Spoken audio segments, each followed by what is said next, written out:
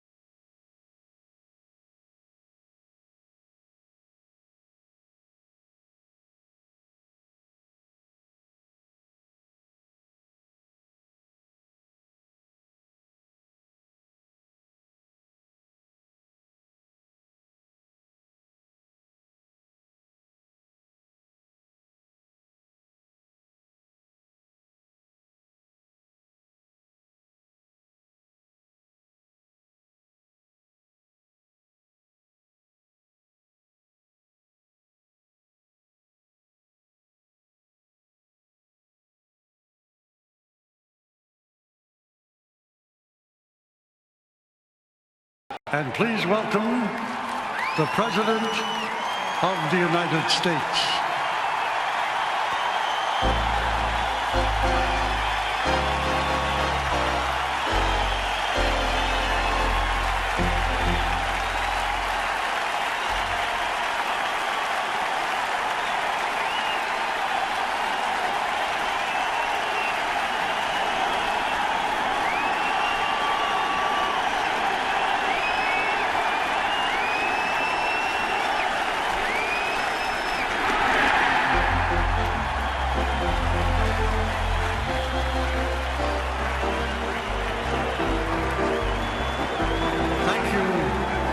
Mr. President. You don't have to be a baseball fan to know how big of a moment it was to see President George W. Bush wearing that bulletproof vest and throwing out that first pitch of Game 3 of the World Series. Welcome back to Comerica Park. Baseball stopped just as America did on September 11, 2001, and a week later it would resume. Major League Baseball, that is, not to solve any issues, but really just to fill a void.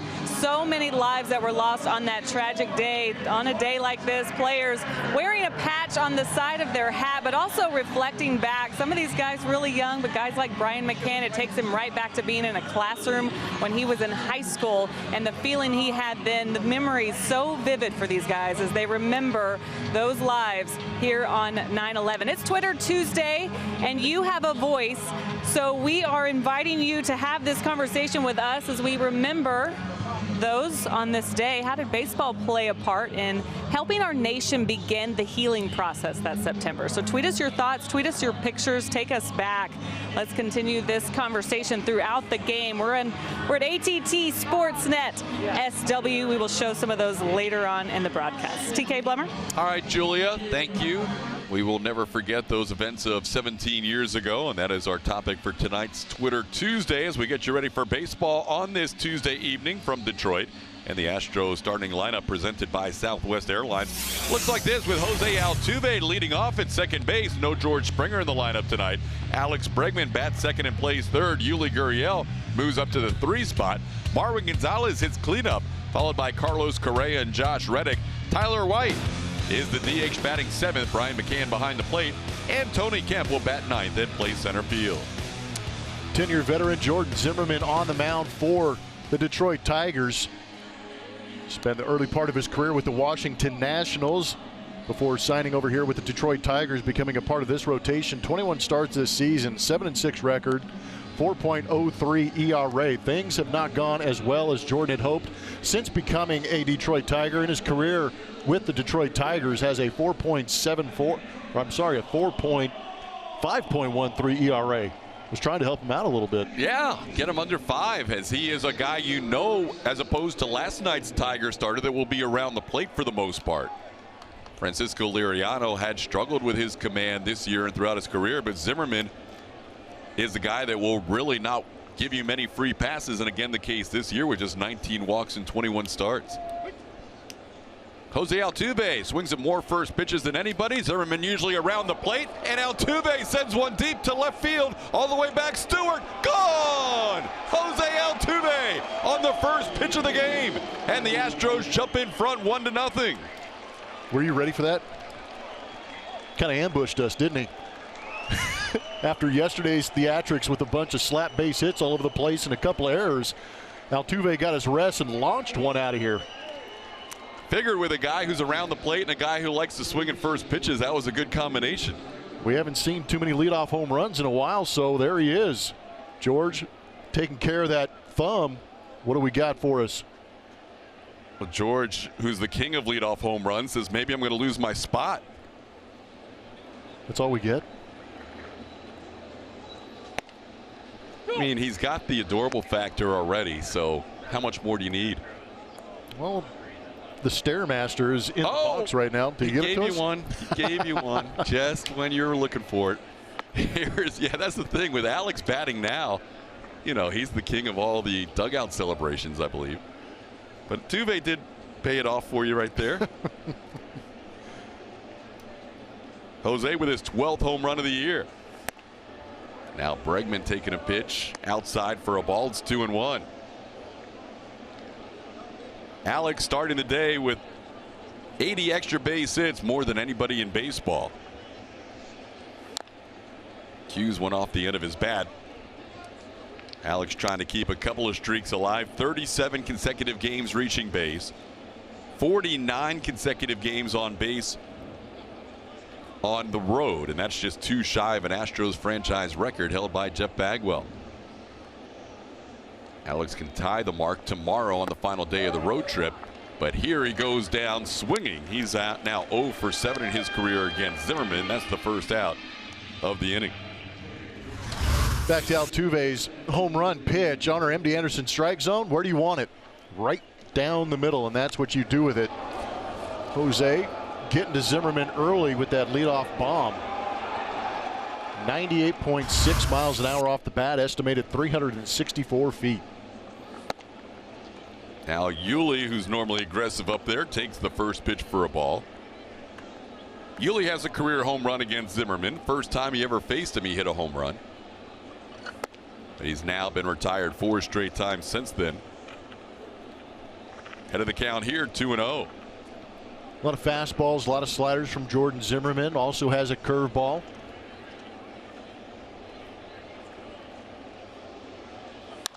Yuli into right field. That's going to drop in for a base hit. Yuli continues his hitting streak. Now a 7-gamer with a 1-out base hit in the first inning. Already the Astros have had better quality at bats than they had for 9 innings of last night's game. Yeah, they really did. Last night, just kind of fighting through some of the fatigue. But on our Matches from Supermo, we get to see how this game started off the bat of Jose Altuve, clipping that pitch out in front of home plate. Knew the height was right, plenty of distance on it, and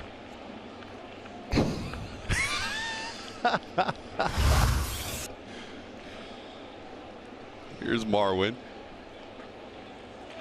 Yeah, that's the first extra base hit of this series for the Astros. Here's where the shift does not help out in a possible double play ground ball because the shortstop, Nico Goodrum, had to make the play. Nobody could cover second.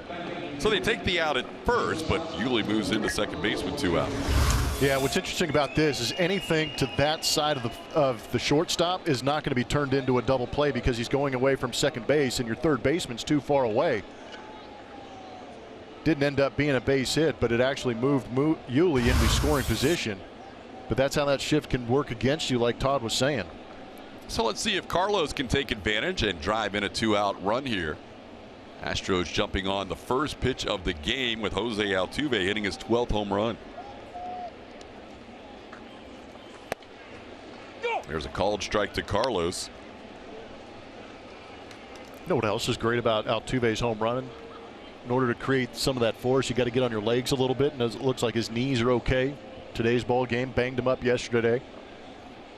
Yeah, we weren't sure who was going to be in the lineup today based on a couple of guys looking like they were hurting towards the end of that game last night. Altuve with the knee and Springer with the thumb. It turns out Springer gets the day off, and Altuve moves up to the leadoff spot and starts out the game with 1 pitch and a 1-0 lead.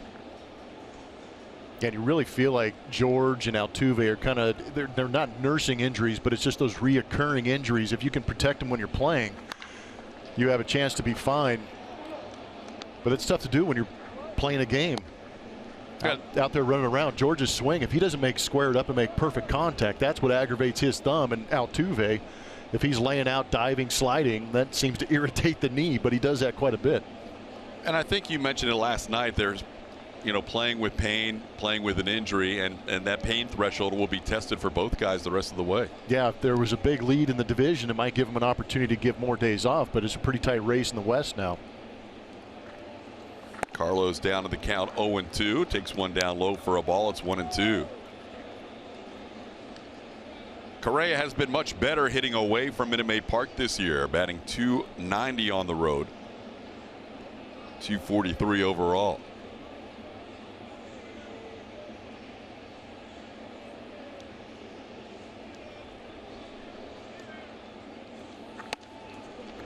A little earlier start time today for the Tigers and the Astros. Last night it was due to the fact that there was a Monday night football game just beyond left field at Ford Field. And tonight is more of a September deal for the Tigers, trying to, with school in session, see if more kids can show up with a half-hour earlier start. So 6:40 local, 5:40 Central start for you if you're just joining us after work. Glad to have you with us on this Twitter Tuesday. The Astros jumping out in front 1-0 for Framber Valdez.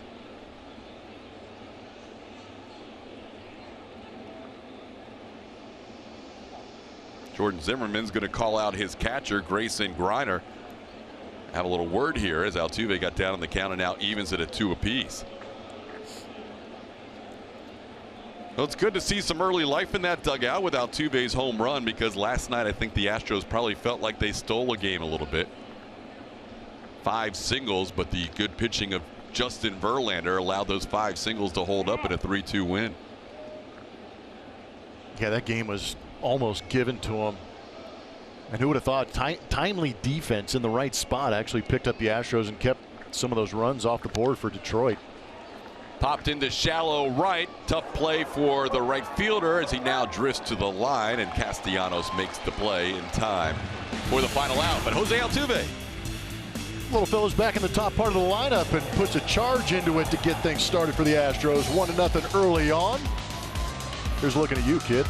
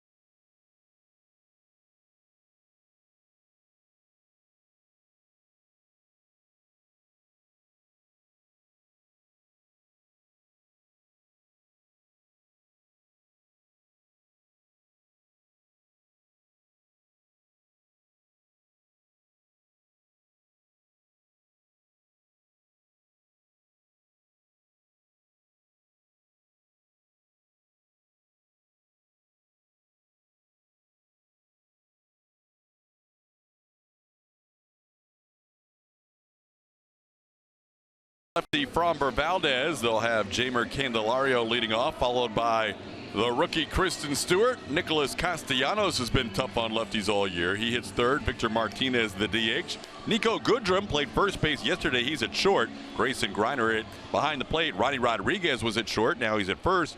Doel Lugo and Jacoby Jones. Framber Valdez, the left-hander, going for your Houston Astros. He's appeared in 4 games this season, 3 starts, so this will be his 4th start. 19 2/3 innings, 10 walks. That's really the only issue we've seen with Framber Valdez is the occasional base on balls, but luckily it hasn't affected him. That ERA staying at 1.37. Ran into some control issues in that last start with all 3 of those walks coming to the first 6 batters of the game. It took a little while to dial in the strike zone. Good to see him throw a first pitch strike to Jamer Candelario. Candelario, a switch hitter who has better batting average as a righty, 278, 227 overall.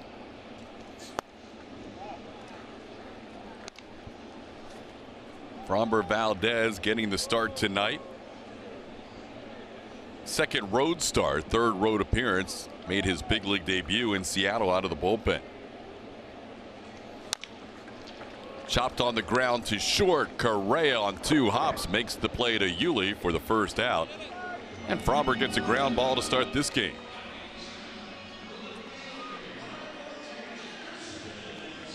It's really been another amazing thing. You're probably about to talk about it. That ground ball percentage early on in Framber's career, 70.6. It's going to come down a little bit, but he has a tendency to get a lot of ground balls. 70.6 overall and over 80% on the 2-seam fastball. And now he'll face a left-hander in Kristen Stewart. This will be a good challenge for the young outfielder for the Tigers because Framber has been tough on some good lefties that we have seen so far. But we've seen a little different mix from Framber. He was really heavy on the 2-seamer first couple of starts, but not so much in his last outing. I think it's been well documented how Brent Strom feels about the 2-seam fastball. Use it only when you need it. He's heavy on the 4-seam fastball. He feels it can be more easily located and it works better up in the zone. Framber down on the count here, 2-0. And now 3-0.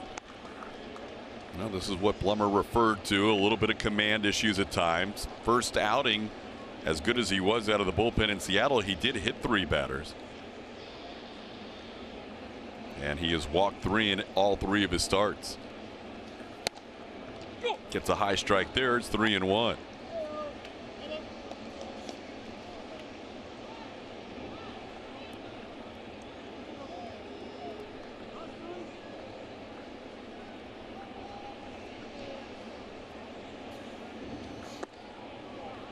And there's ball 4. So Stewart draws a 1-out walk.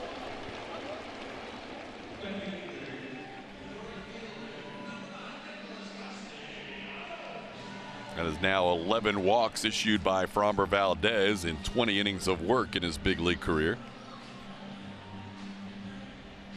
And he'll face Nicholas Castellanos. This is one of the toughest guys he will see. Castellanos at .398 average against left-hand pitchers. That's the best in baseball. 1,057 OPS against lefties.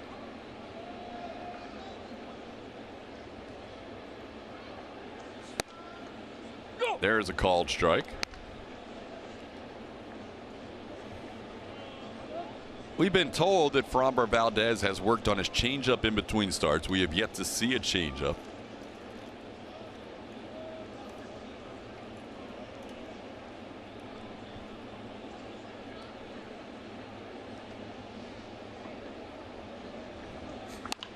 Breaking ball on the ground, foul. Castellanos down on the count, 0-2.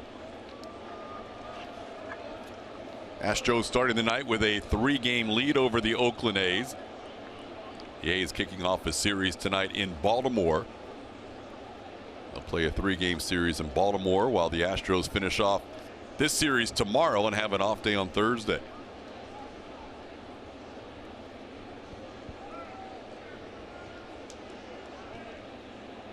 Well, Framber wouldn't mind a ground ball here with a runner on first and 1 out.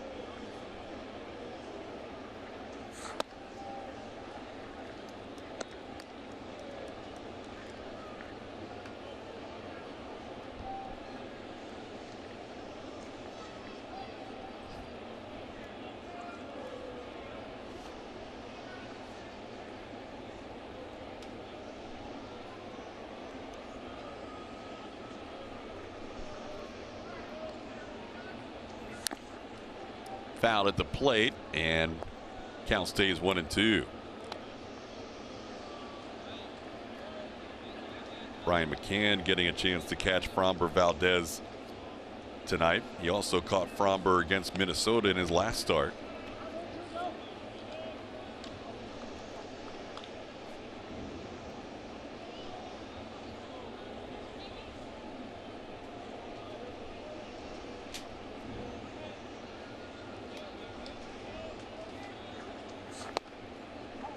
Breaking ball misses outside. It's 2-2.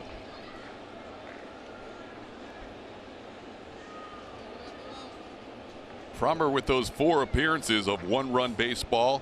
In all 4, there was an unearned run in his first outing, but doing something that's never happened in Astros franchise history before. 4+ innings and 1 run or fewer in each of his first 4 major league appearances. Just a little tap foul off the bat of Castellanos. We have seen opposing hitters have a tough time getting the barrel on Framber Valdez. His first 2 starts, he did not allow an exit velocity of 100 miles an hour or hotter.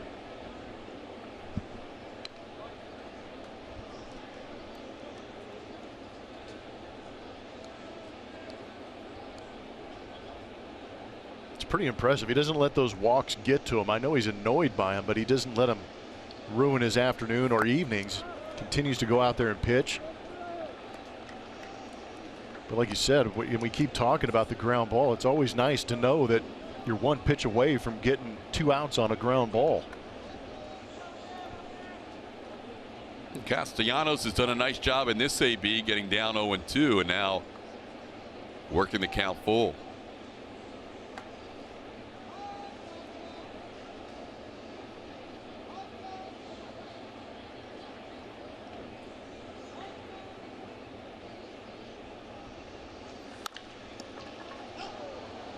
Foul down the line again.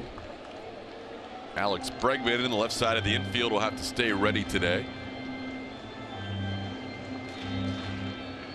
Stewart at first base wasn't going on the pitch. We've seen Framber pick a guy off, but we really haven't seen a phenomenal move or a great move from Framber. But Stewart at first base holding his ground, not trying to run and maybe beat the throw to second base if there is a ground ball.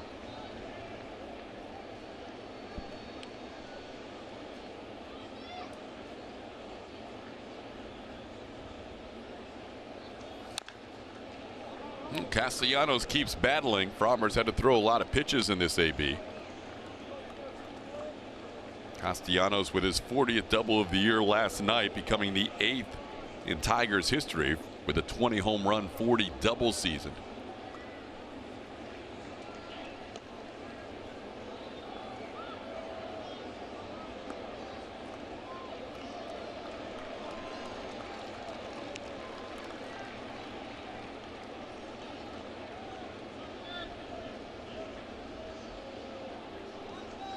Swing and a miss.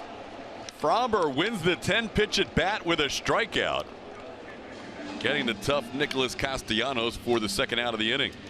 Celebrate Hispanic Heritage Month with the Astros this Friday through Sunday. Hispanic Heritage Weekend presented by Fiesta features street festivals, special pregame ceremonies, and more. For more information, visit astros.com/Hispanic Heritage.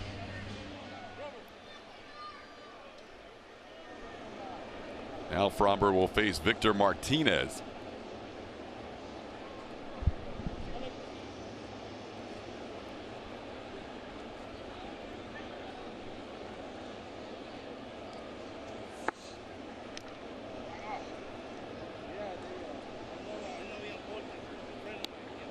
Martinez, the 39-year-old designated hitter for the Tigers, coming in batting .247 with 9 home runs and 52 runs batted in.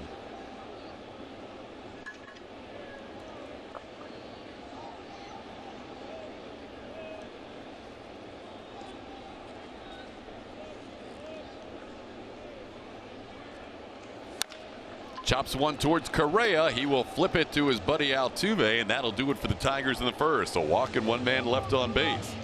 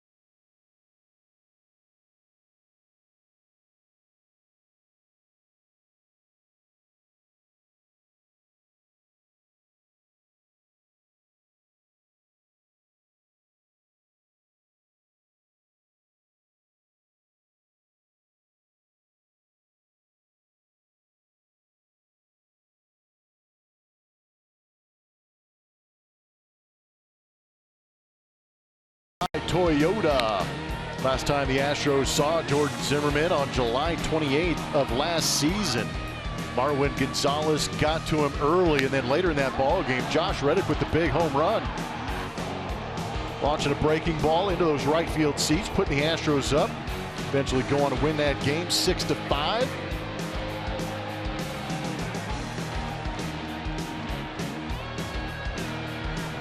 Jordan Zimmerman went 7 innings in that ball game, giving up 3 runs. Overall, he's pitched pretty well against the Astros in his career with a 3.09 ERA. Over 7 starts as he faces Josh Reddick here to lead off the the top half of the second inning.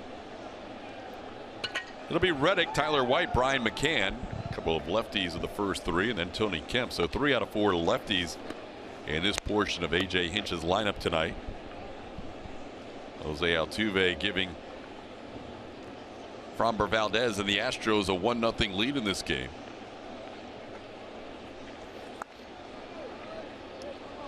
It was the 22nd home run allowed by Zimmerman in 22 starts. Now he's 3-0 on Reddick. A rare walk, especially a 4-pitch walk, and especially to start an inning. Minimum 1,000 innings pitched. Amongst active pitchers, nobody has walked fewer per 9 than Jordan Zimmerman. Only his 20th on the season. Yeah. That is a very low number. You never expect a 4-pitch walk, especially to start an inning. So he's a little frustrated with himself after walking Reddick there. In his career, just ahead of Corey Kluber with that control number of 1.90 per 9. Now he'll check Reddick at first. Josh has stolen 6 bases this year in 8 attempts.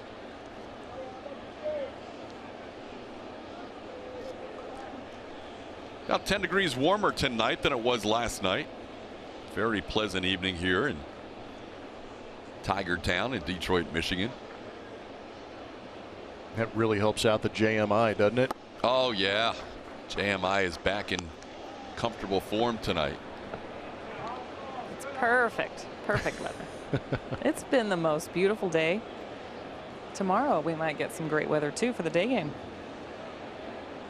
Always good when the JMI is perfect. Yeah, tomorrow might be even better. I know, and I hate to rub it in. I know it's pretty hot in Houston still, right? Nothing's changed. I'm not getting rain too. I'm sorry, everyone. We'll bring it back with us. I'll pack it in my suitcase if there's room.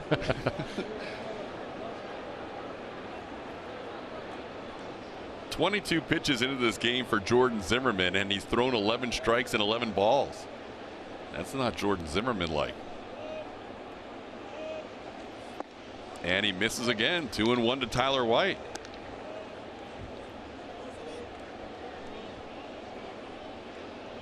Zimmerman's only walked more than one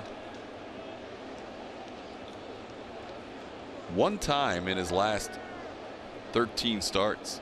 He walked 3 in Oakland in a start on August 4th.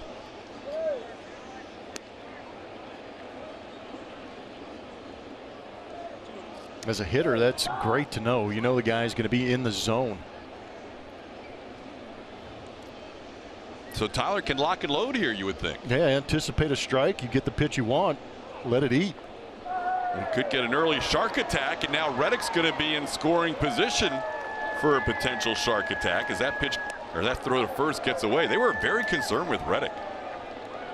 Well, they really were. And command an issue over at first base too. I would get it if Josh had 26 steals, but he has 6. But it works out for the Astros.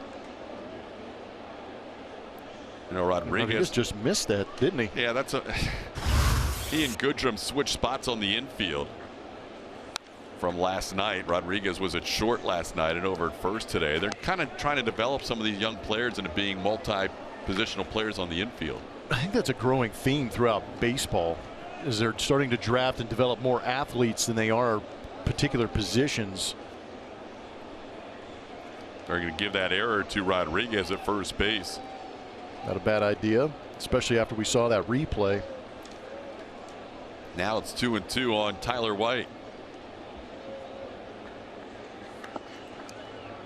Bounces in there, and you can see the frustration with Jordan Zimmerman as he spins around on the mound after that delivery. He has not found that usually pinpoint command. No, he's primarily a three-pitch pitcher. You see the fastball, slider, and curveball taking up big portions of that pie chart. The occasional split and changeup mixed in there, but the numbers against that split and change are not very good. Slider's been effective for him off that outside edge, but we're seeing some early command issues.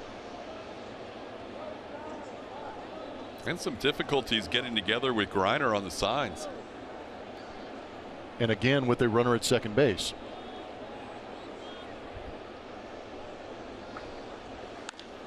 Tyler into shallowish center field. Jacoby Jones drifts to his left. Joshua Bluffago, and he will hold up. So Wright retired for the first out.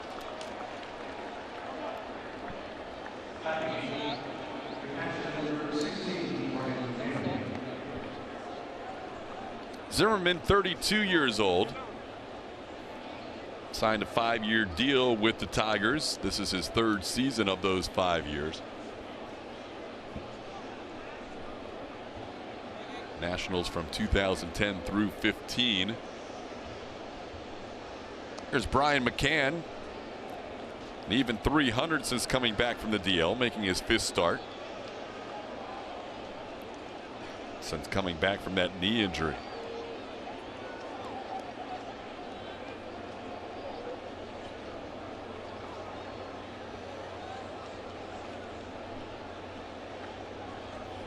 McCann's at bats post-injury are so much more impressive than pre-injury, and I think it's just a matter of time before we get you back into your call. Yeah, I can't wait, because the swings do look much better. He is on that lower half, able to use it more than he did before he went in for surgery. Takes a look at a breaking ball here. It's 1-1. And he's always been in that upright position in his career, and as that pitch comes towards him, he really gets down on the legs.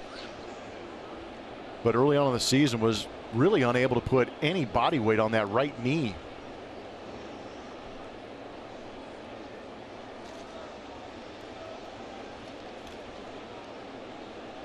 In case you're wondering, it's been since June 14th since Astros fans have had a chance to enjoy one of Blummer's and our favorite calls. A lot of that time was spent on the DL, so it's not like he's been playing every day since June 14th, but yeah, we need some breaking news. And he's got a 2-1 count here.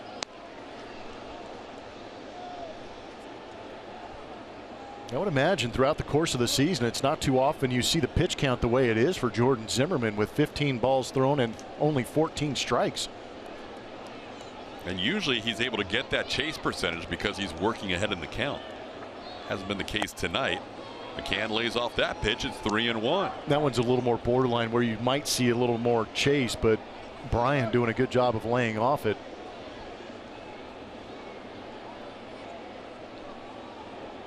Man, we have teed this one up well for him if he gets a pitch here. Yeah, I better get loose. Just missing on the 2nd, 3rd, and 4th offerings.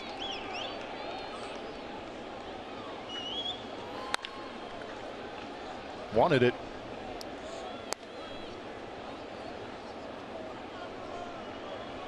Yeah, I've asked Brian, I go, are you okay with the McCann ball call? He's like, yeah, I love it. And it was funny because in spring training this season, I was walking from the parking lot to the stadium getting ready for one of the spring training games, and I hear somebody screaming, McCann ball. And I turn around and guess who it is? Brian McCann. It was awesome. Love it. That time he goes down swinging as Zimmerman gets him for the 2nd strikeout of the game. MLB At Bat is your #1 Astros app. Customize your experience with home screen icons and features such as the MLB.TV Game of the Day, pitch tracking, in-game highlights, live radio broadcasts, and more. Download MLB At Bat today. How about this? Get a free bowl of soup with that outfit. That's impressive. He went full jacket and everything, hitting BP in the cage. Well, if you can't wear it when you're hitting BP, why wear it at all? Here's Tony Kemp. Takes a pitch for a ball. That was one of the better things we might see tonight. How is that not an AT&T Sportsnet official issued uniform for TK and Blum? You would go there? Oh my gosh, are you kidding me? I would love it. Every day, all day? Every day. Wow, we're so different. With the big hat.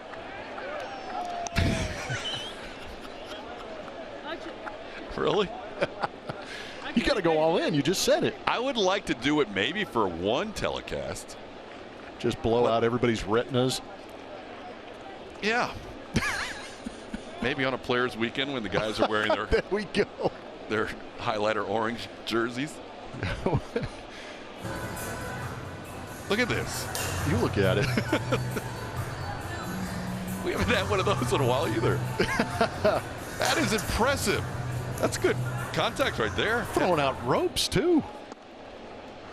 Full Astros wardrobe, including the jacket, and he's hitting líneas.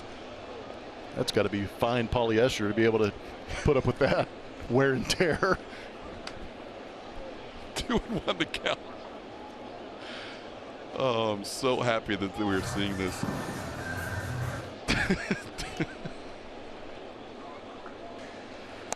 Swing and a miss to Kemp. It's 2-2. It's a pretty good launch angle. Kemp or the guy in the cage? Cage. Okay. Tony's looking just for a little 2-out knock here. Try and add to this 1-0 lead. He's done a good job this season hitting deep in counts. Yeah, 2-out Lightning, maybe driving a run and get Altuve back up there. Fly ball, pretty well hit to right. Castellanos back near the track, looking up, gone! Tony Kemp, a 2-run home run. His 6th of the year, and the Astros lead it 3-0. I take it back. Tony Kemp has a much better launch angle than the other guy. Kempin. Oh, what a swing by Kemp. The ball kept carrying to right. Where's Evan Gattis in this celebration? Yeah, got to go get yourself a bear hug.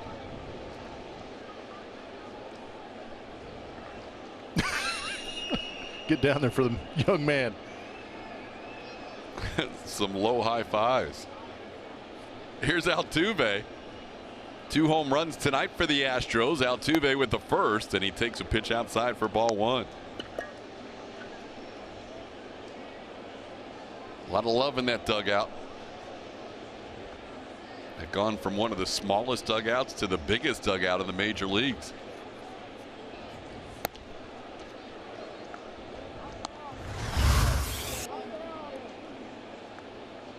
Wow, he did a really good job of bringing the hands in. That was a fastball up and in, and Tony Kemp keeping that front shoulder closed and bringing the hands in.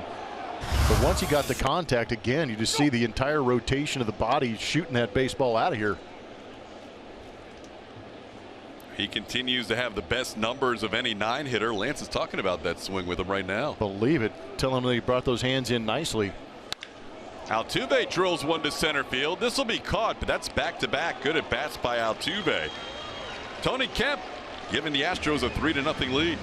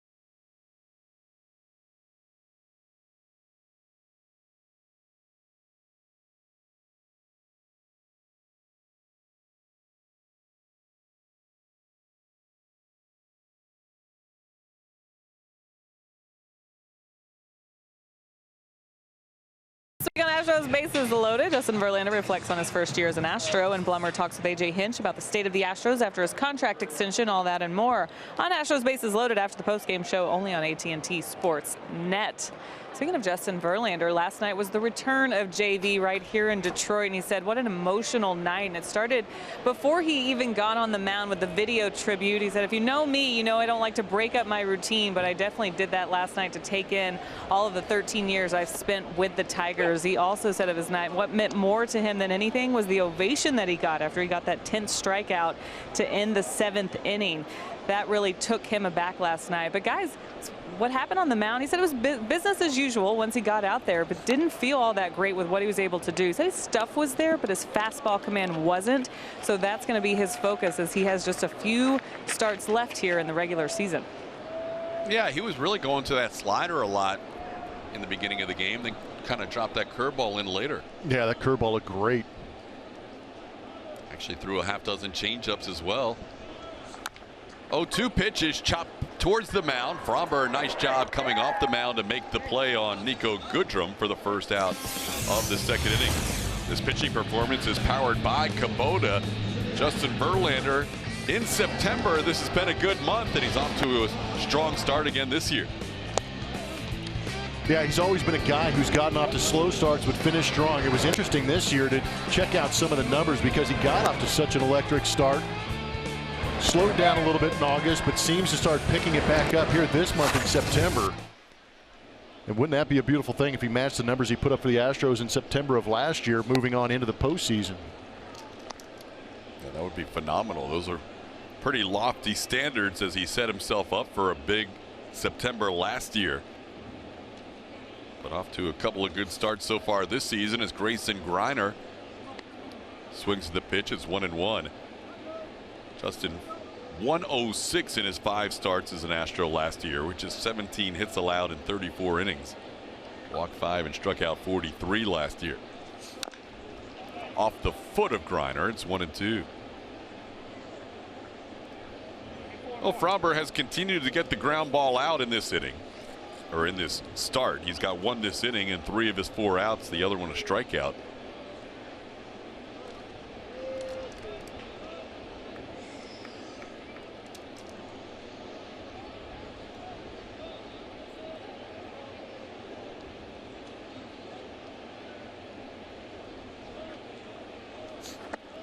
You know, the one good thing about Fromber and Josh James that we talked about before the game is both of these kids have come up and they're not affected by the big league scene.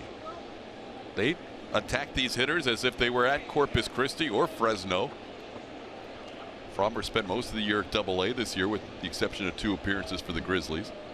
But he's not intimidated at all by being under the lights and playing in front of bigger crowds than he ever played it in his life. No, it's amazing. I mean, it makes you wonder, you know, is he that developed and understands the situation, or is it the situation he's in on a ball club like the Houston Astros where you don't want to say the expectation level is low, but the expectation level isn't there for them to have to go out and carry a team or dominate for 6 innings.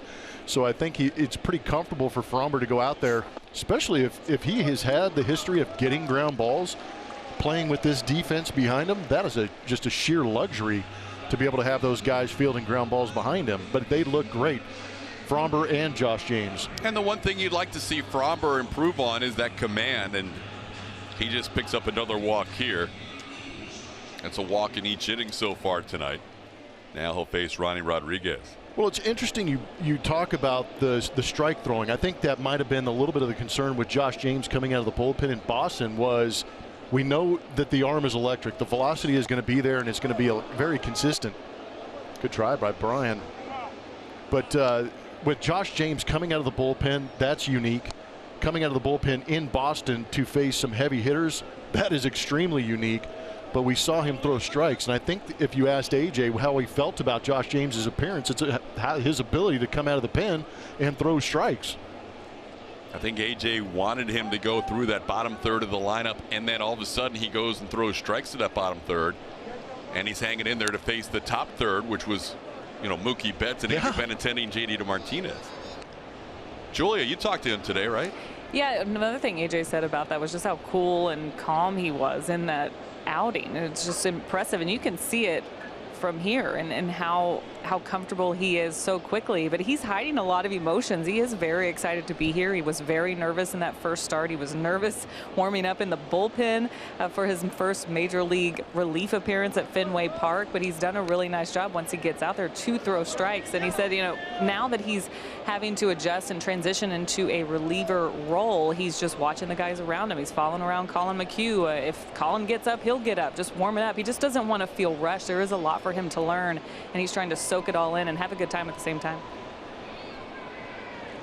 Fromber now with a 3-1 count on Ronnie Rodriguez.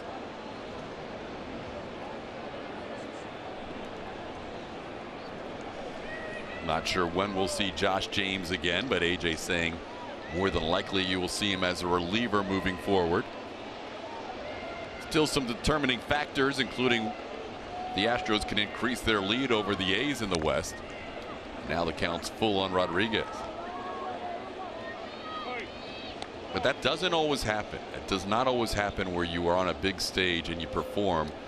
And there couldn't have been a bigger test for Josh James, if he's even being considered for the postseason roster, than going into Boston with a lead in that game and pitching the 6th and 7th innings. Well, just considering the playoff-like atmosphere, that's as close as you can get to a playoff game in the regular season.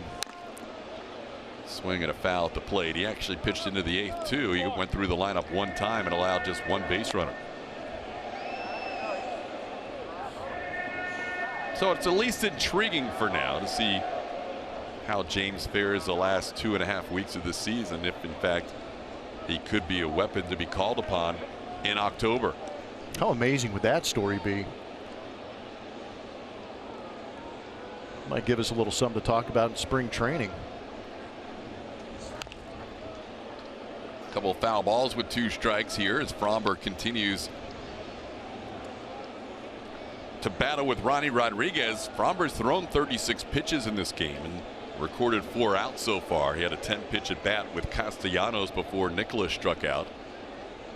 Now an extended at bat against Ronnie Rodriguez.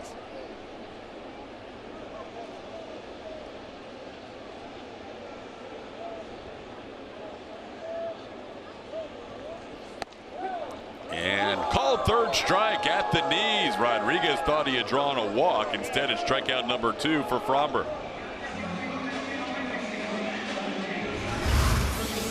Did he get it? Sure.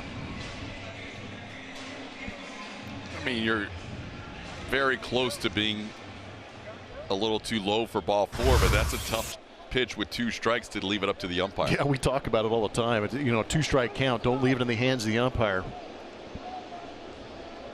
Now here's Dawel Lugo. Lugo chops one towards Correa. Carlos will make the throw to first, and that'll do it for the Tigers. Another walk and 1 man left on base. Through 2, it's 3-0 Astros.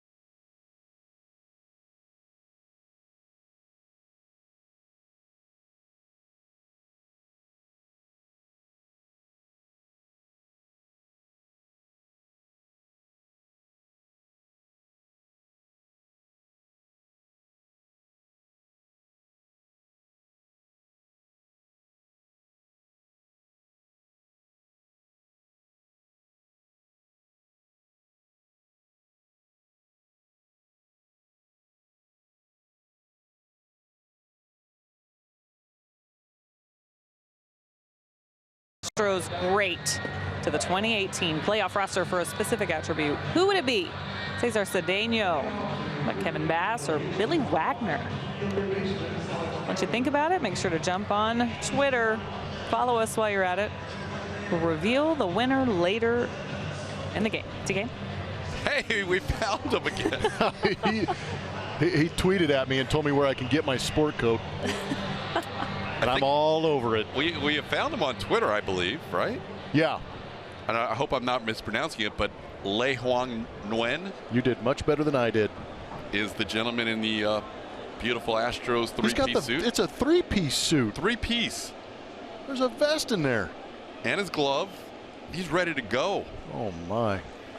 Last time we showed him, Tony Kemp hit a 2-run home run. Here's Alex Bregman leading off in the third inning. Astros leading 3-0. Couple of home runs tonight for the Astros. Jose Altuve at the top of the lineup and Tony Kemp at the bottom of the lineup. And now Bregman takes a pitch upstairs for a ball. It's 1-1.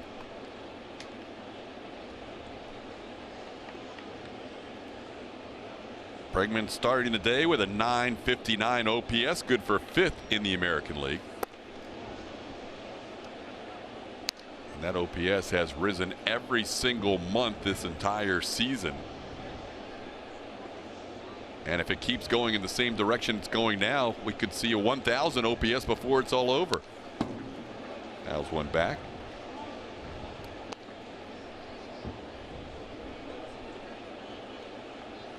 End of April, he was at 741. Nice. End of May, up to 799. Now we're talking 896 after he won Player of the Month in June, and keeps rising July, August, and now. Here he pops one into shallow left center field, and converging is Jacoby Jones and Kristen Stewart. It's Jones who makes the play for out number 1. All right, the Stroh poll attributes. I heard Julia give us the Stroh poll as to which player could end up helping out in the postseason in a hypothetical situation. Cesar Cedeno. Nobody stole more bags than Cesar. Kevin Bass, switch hitting pinch hitter, and Billy Wags, lefty out of the bullpen. We can close out games as Yuli Gurriel pops up to short. One pitch, one out for Yuli, and that's the second out.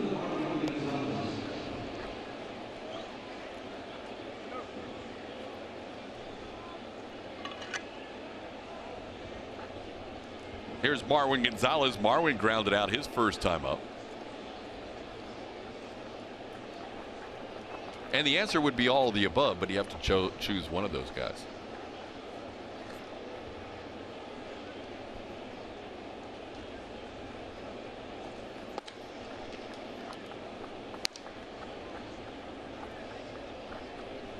Marwin riding a 9-game road hitting streak.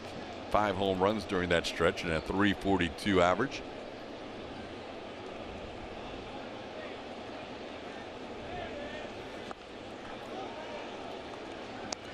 Two more games to go on this 6-game road trip, then back home for the final homestand of the year. It'll be a 9-gamer beginning Friday.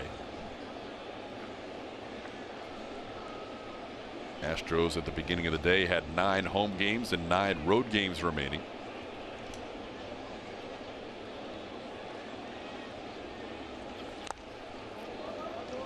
Zimmerman finding the plate in this inning, and he's ahead of Marwin 1-2.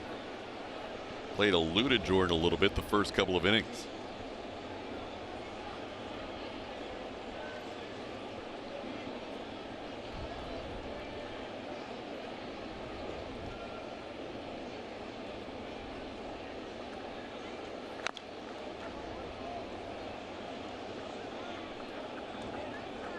Shift being played against Marwin. StatCast AI powered by AWS shows you why. He is heavy on the pull side from that left-handed side of the box.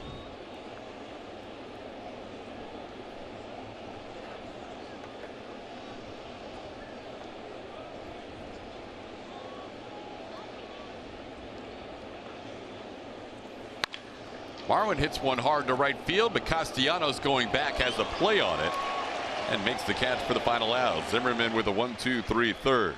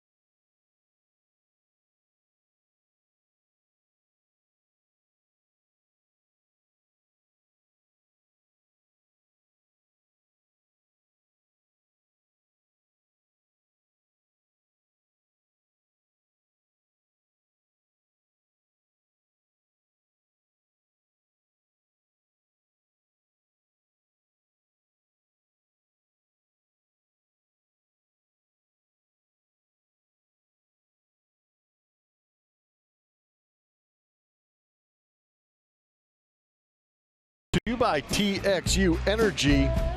September 21st, 2001, the first game played in New York after the events of 9/11. And a big home run by Mike Piazza to center field, giving a huge lift to the Mets and the city of New York as baseball made its appearance back in New York City. Yeah, most impactful home run of Piazza's Hall of Fame careers. The entire city and the entire nation looking for something to return back to normalcy. And tonight's Twitter Tuesday theme is about 9/11 and how it helped in the healing process. Cameron went back and watched a lot of that. George W.'s first pitch was quite a moment for sure. Our Twitter Tuesday is reflections and thoughts on 17 years ago today and how baseball was a part of a return to normalcy and part of the healing process as Jacoby Jones pops one up on the infield. Yuli Gurriel backhands it for the first out. That is the first out recorded in the air tonight. Baseball's always come through in the clutch, says Kenneth. People needed something to cheer about and find some healing. America's pastime for this reason. Leaving for school to teach 6th grade. Second tower was struck. Wondering what to say to the kids.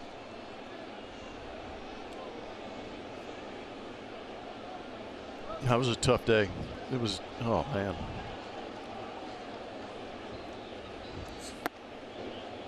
I was in Fort Lauderdale. We were on a road trip. I was with the Montreal Expos. I was in Marriott in Fort Lauderdale with the ball club, getting ready for the second game of our series, I think, against Miami or Florida Marlins at the time. And my mom called me, which was odd because it was early enough in the morning that on the West Coast, my mom shouldn't be calling me, number one. Number two, it is my mom's birthday, so I get to wish my mom a happy birthday. And I'm like, why is my mom calling me on her birthday? And she proceeded to tell me to turn on the news, and that's when I had figured out what was going on, and it was a tough moment. And we were scheduled to be in New York on that road trip in about 2 days. Wow. Yeah, that video of the first game at Shea Stadium between the Mets and the Atlanta Braves. I was working with the Tampa Bay Devil Rays at the time before they became the Rays. They were the Devil Rays in 01, and that was the first game back at Yankee Stadium. Was 4 days later on the 25th of September, but that was the first Yankees home game after they were on the road after the events of 9/11. And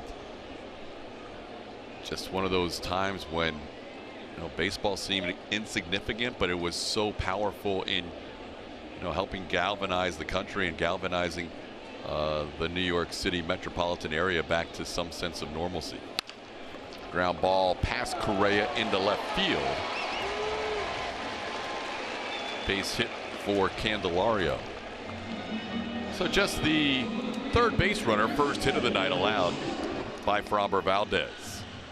So you said you were in California. It was supposed to be in New York. No, I was in Florida. Or Florida, rather. Yep. Supposed to be in New York as part of that trip. Where did you guys end up picking up the season at that point? Well, the crazy part was trying to get us back to Canada. Right. We had to fly into Burlington, Vermont, and it had to be a special flight, too, to clear everything with the FCC to get us flown out of there. But we couldn't cross the border into Canada, so we had to fly into Burlington, Vermont, drove up, crossed the border. It took us a good two and a half hours to get across the border because we had equipment bags, luggage. So they went through literally every piece of luggage that we had. Eventually got to Montreal. Montreal's having the Supercross at the time, so we couldn't even work out. They bussed us to Ottawa, Canada, where the AAA team was, to work out for 3 days, and then we had to go back into our regular schedule. We had to finish the season in New York that season, playing the New York Mets. Yeah, that was quite a time. Baseball taking the week or 10 days off, as it would turn out, as the Mets game was the first one back that we just saw a little bit earlier. So yeah, it was this is just a very difficult time for a lot of people, and I think the rest of that season was played out, but the sport of baseball helped get people back but it also was not quite the same in terms of the importance of wins and losses, maybe up until the postseason that year. It was truly amazing to go out and play a game that you love and know that it meant something to those fans in the stand. They were showing up not to necessarily cheer on that home team, but to actually take their eyes and minds away from the reality that was happening throughout the country at that time. And there's great responsibility, amazingly enough, to go out and play a game for a lot of us. We took a lot of pride in putting on that uniform and running out there. Fromber, after the base hit, now 3-0 on Kristen Stewart. He walked him his first time, and he has walked him for the second time. That's the third walk issued by Valdez in 2 1/3 innings so far. And the Tigers have 2 runners on, with the hottest hitter in baseball all season against left-handed pitching duo Nicholas Castellanos. Heard John Smoltz today on MLB Network, and he was in the bullpen that day when the Mike Piazza home run helped the Mets win that game against the Braves, and he said that was really the only time in his whole career he really didn't care if his team lost. It was that big of a moment for everybody in that stadium.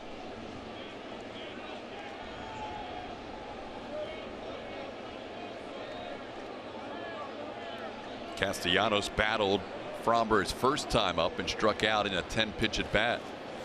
Grounds one to short. Carlos Correa to Altuve for 1, and they turn the double play. Valdez gets the ground ball he was looking for and gets through the 3rd inning with the Astros leading 3-0.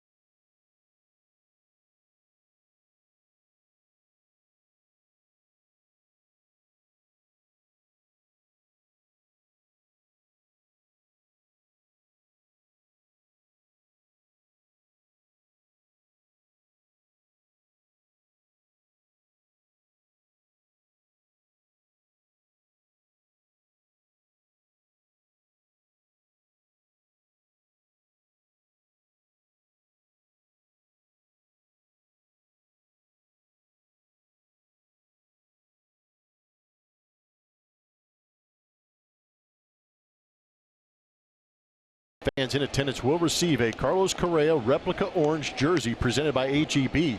For tickets and info, visit astros.com/promotions. On we go to the 4th inning. Astros leading 3-0. Jordan Zimmerman locked in a little bit better on the strike zone in the last inning and retired the Astros 1-2-3. Correa flied out to right field his first time up. 3 runs on 3 hits for Houston, a couple of home runs in this game. Somewhere there's a youngster in Comerica Park watching this game saying, hey, I'm 5'5", 5'6". I should be able to hit a home run tonight. Only 2 home runs are hit by guys 5'6" and under. Ground ball towards 3rd off the bat of Correa. And the play is made by Candelario for the first out. Should I have just left it at 5'6"? I think 5'5", 5'6" is fair. Power from Altuve and Tony Kemp tonight. It's another beautiful thing about baseball. Yeah. I mean, last year's MVP race. Yep. Yeah, you saw the tall and short of it. The biggest guy against the littlest guy, and the littlest guy wins. Here's Josh Reddick with a called strike. And it's not like Bregman's a giant this year. You know, he's putting up numbers that are not only some of the best in Astros history, but some of the best in Major League history in terms of doubles, home runs, and RBIs, and he's less than 6 feet. Yep.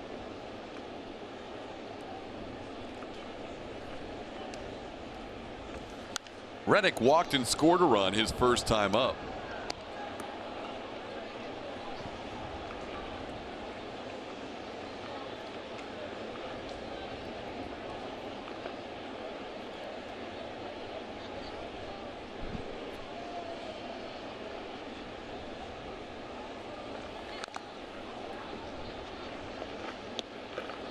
One and two the count.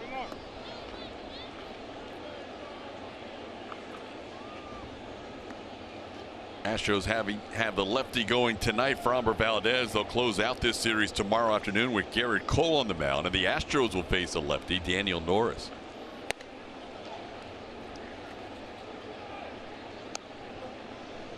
Josh with a count of 2-2. There's a pitching matchup. Garrett will try and regain the strikeout lead from Justin Verlander, which seems to flip back and forth after each of their starts. Line drive, short hop by Nico Goodrum, and his throw is high, and off the bag is Ronnie Rodriguez.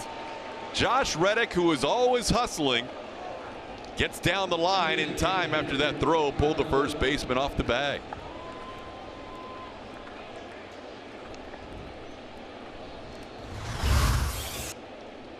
Good hustle by Josh. He squared it up, hit a tough short hop line drive to Goodrum, but he took his sweet time. And in the hustle of Josh Reddick, he beats it out when that first baseman has to come up off the bag. Got that good four-seam grip, just airmailed it.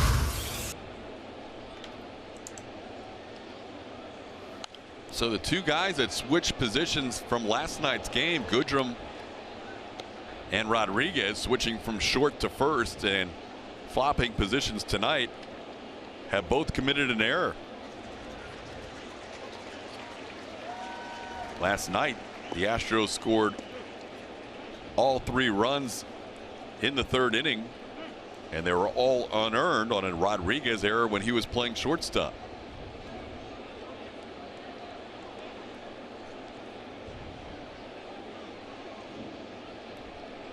Tyler White, the batter, he flied out to center his first time up. No player does more, presented by HEB. Tyler White, .610 slugging percentage, believe it or not, 5th highest through his first 50 games this season. I was saying something, 50 games is a pretty sizable chunk of time to go out there and put up some numbers, and Tyler White is doing it, really becoming a mainstay in this Astros lineup.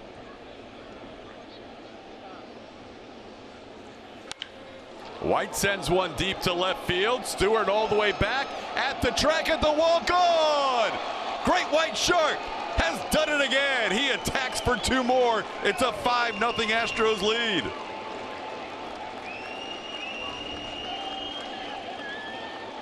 .02. Might have been a slider or curveball out over the plate. And the Meg showed up here in Detroit.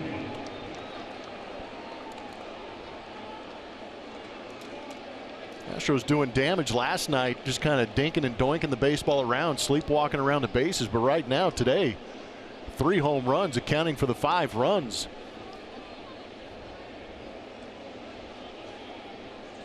#12th home run of the year for Tyler White. RBIs 36 and 37.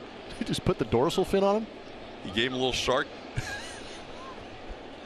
Martin Maldonado staring the shark down as another shark. We got you, Martin. He has quickly adapted to the ways of the Astros. And McCann pops one up into shallow center field. Going back on it is the shortstop Goodrum, and he'll put it away for the 2nd out of the inning. Take a look back at Tyler White's home run. That is a hanger.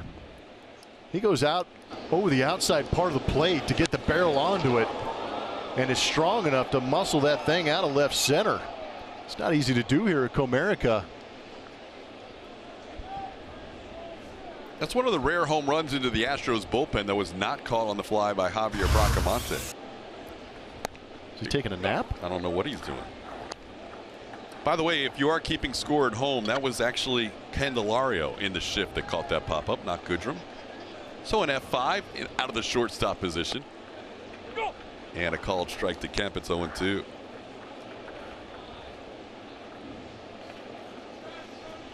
Three home runs accounting for 5 runs. And a little slice into left field for a base hit. Tony Kemp on for the second time. He gets on an 0-2 pitch. And the Astros keep the inning moving. Talked about that slugging percentage. What do you got, TK? How about these names, Blummer? Seriously. This is our guy and not the guy you would expect. Tyler White stepping up in 2018, adding his name to a pretty healthy mix. That home run's going to help the Shark catch the Trout. 628 to 610 coming in. A little difference in paychecks between all those guys, though. And probably MVP voting. Uh-oh.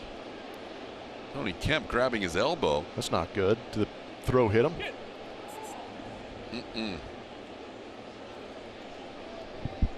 That'll bring AJ out also to go check on him.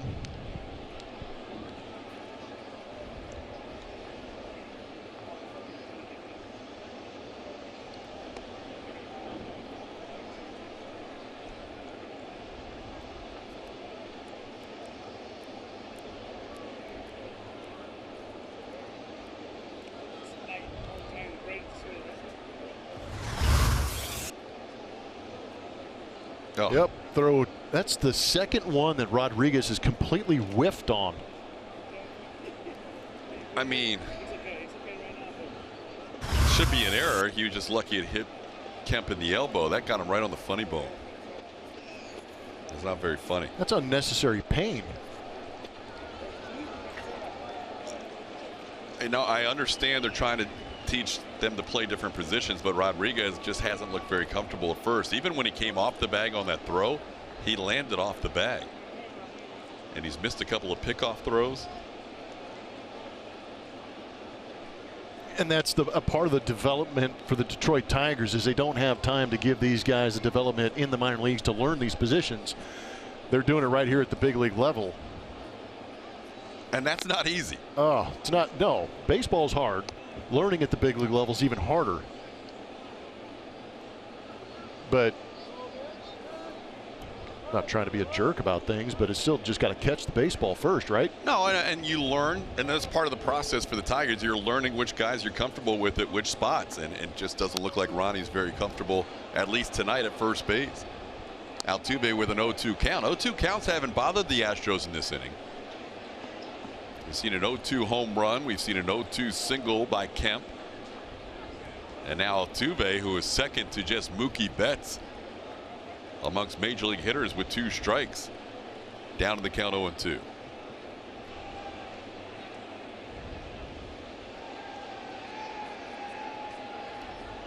There goes Kemp, and a base hit into center field. Kemp is going to head towards third.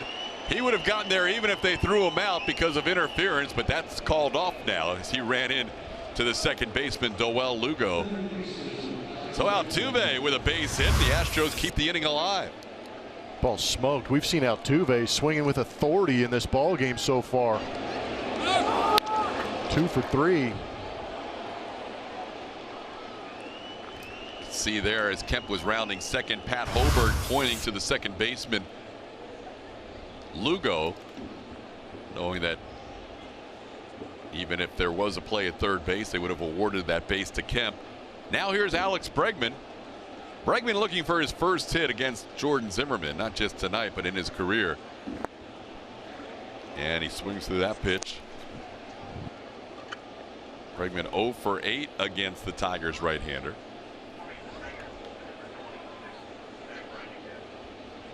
Last 3 hits for the Astros have all been on 0-2 pitches.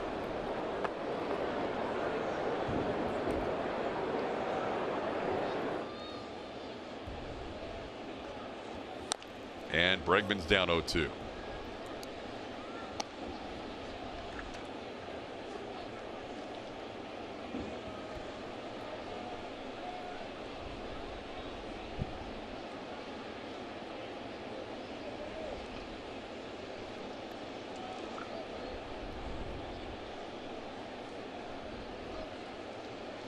Two-strike count. Good time for Alex to get in on the action.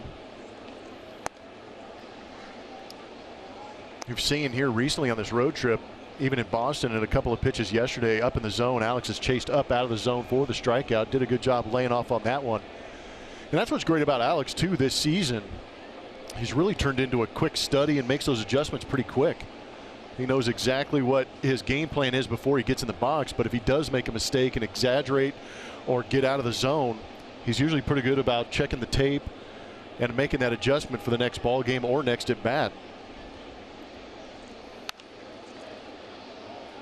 Stays alive at 1-2. Not the greatest of swings, but a great 9-1-1 swing. Just to stay alive. Astros have put up 76 pitches on Jordan Zimmerman, and we're in the 4th inning. College cheering section is broken out in the Astros dugout. Got to get up some pom-poms. High pop-up.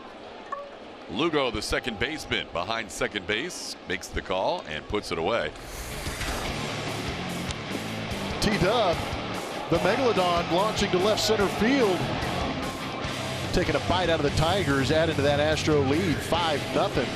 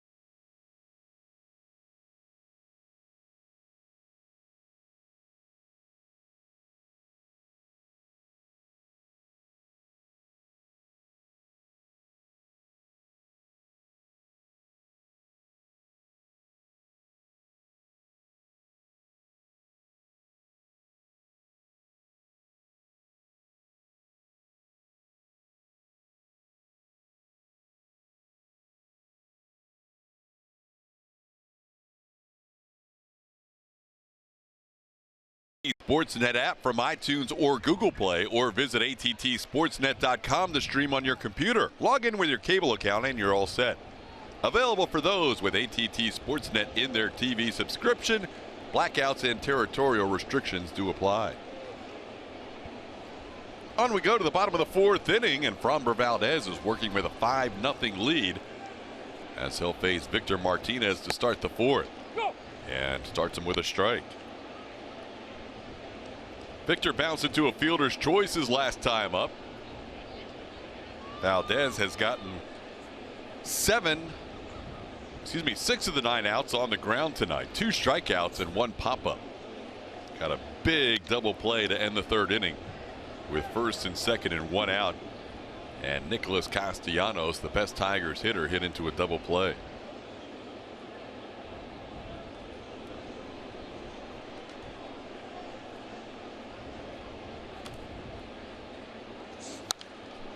You know, two things that last inning kind of stand out to me. The Josh Reddick hustle. Line drive, frustrating right at the shortstop on a short hop. A lot of guys kind of 75% down the first base line, but Josh is going the whole way. Forces Goodwin, or forces the shortstop to make the Goodrum to make a quick throw, and he throws it high, and Rodriguez unable to make the play. Here's a ball to Josh at right, and he makes the play for the first out. So Josh gets on that way. And then the other thing that stands out is that Tyler White maybe wasn't necessarily ready on that 0-2 pitch. Yeah, that was amazing to see.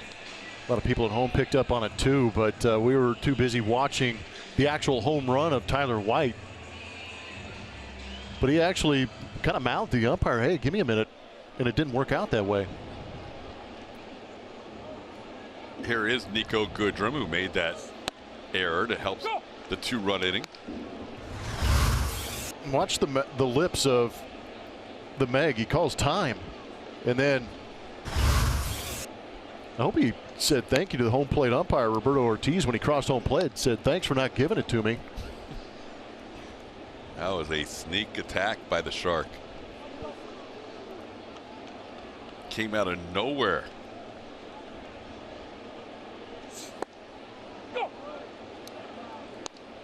One and two the count to Goodrum.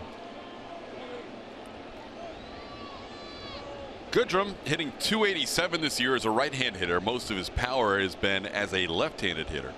And he's hit for a better average from this side. Fromber misses. It's 2-2.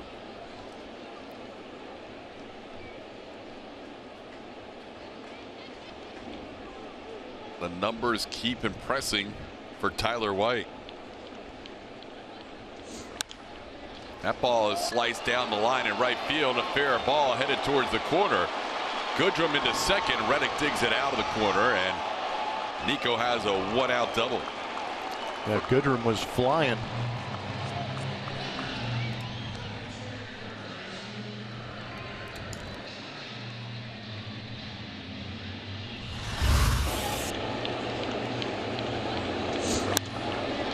Backdoor breaking ball that Goodrum puts a pretty good swing on, hitting it hard the other way. It's off to the races.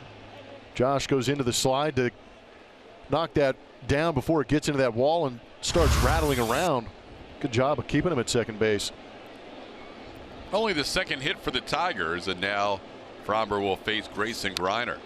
Greiner chops one slowly towards third. Bregman gloves it in foul territory. And that'll just be a strike.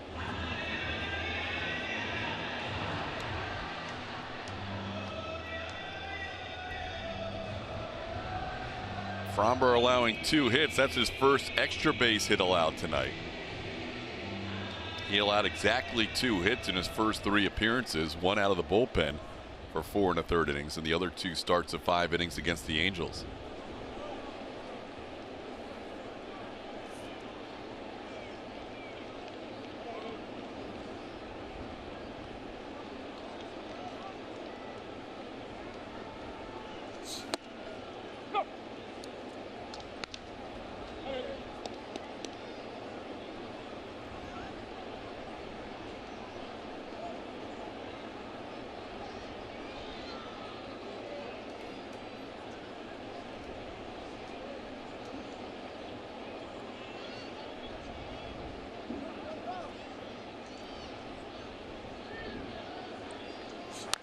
Greiner chops one towards short. Correa's been busy tonight, and he makes the play for the second out. On the play, Goodrum moves over to third.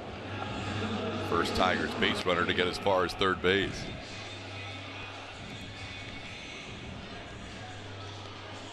Now 2 outs, a runner on third, and Fromber will have to face Ronnie Rodriguez as he gets another ground ball out tonight.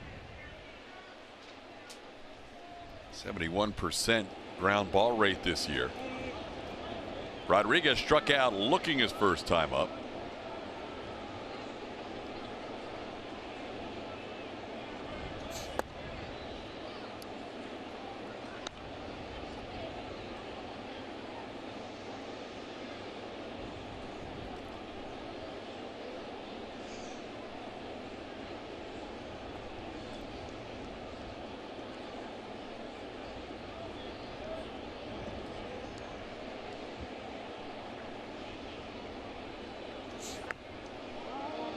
2-0 the count.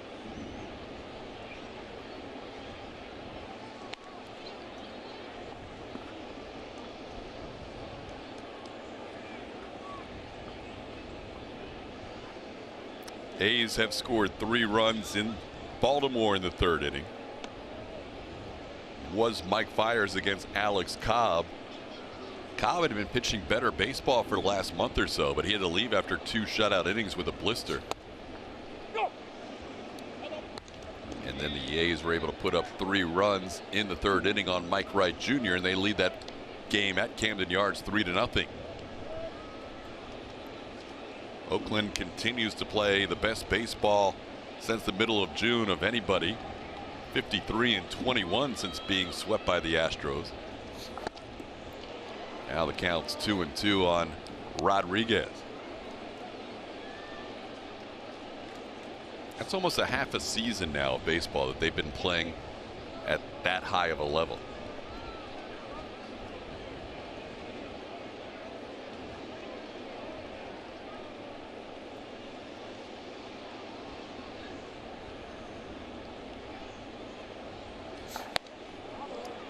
Now the count's full.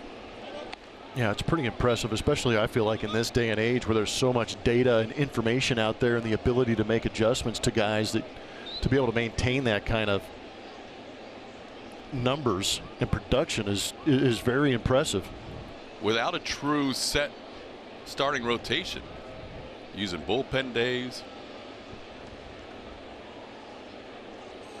3-2 is tap foul.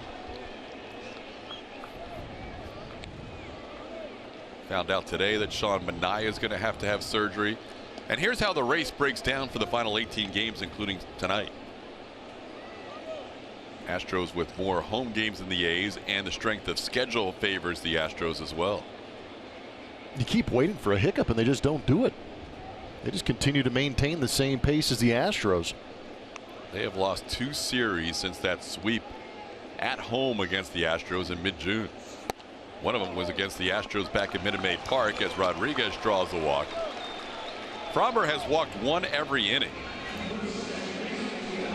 And we were mentioning earlier about Sean Manaea. He will undergo shoulder surgery a week from tomorrow. I think I heard somewhere Brett Anderson might be coming back pretty soon too.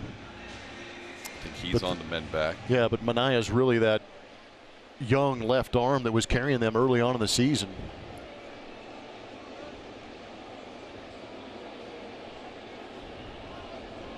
Yeah, that is a tough one for the A's for sure.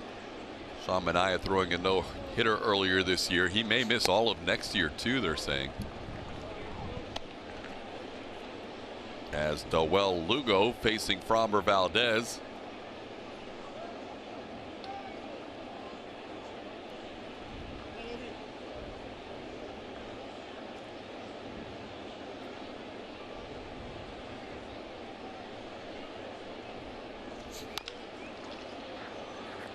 Chop foul. It's 1-1.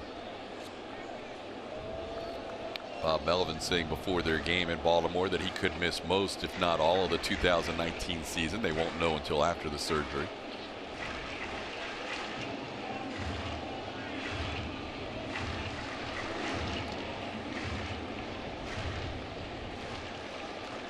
It's tough too for the A's because they're not a team that's going to go out and recruit free agents to come over there and help them out. They pretty much rely within. They've done a relatively decent job to last this long by having a little bit of a patchwork rotation of some crafty veterans. Yeah, they've gone with guys who are basically available either in spring training or in the middle of the season. In Edwin Jackson's case, Trevor Cahill, Brett Anderson, both signed during the middle of spring training. Didn't have a team to play for until the middle of March. Edwin Jackson was out there for all 29 other teams after he opted it out of his minor league deal with the Nationals at a pre-approved date, since he wasn't called up at that point. Here's a line drive into right field, and Lugo just misses, hitting the foul line. That's a foul ball. It's 2-2. That could have been trouble. At least 1 run would have scored. And it would have depended on how quickly Josh Reddick was able to get that ball back in to see if Rodriguez could score. Instead, it's a 2-2 count.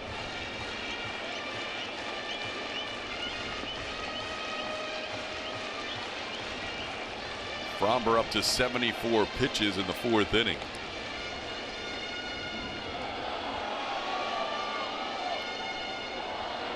That's the problem with the command in the walks.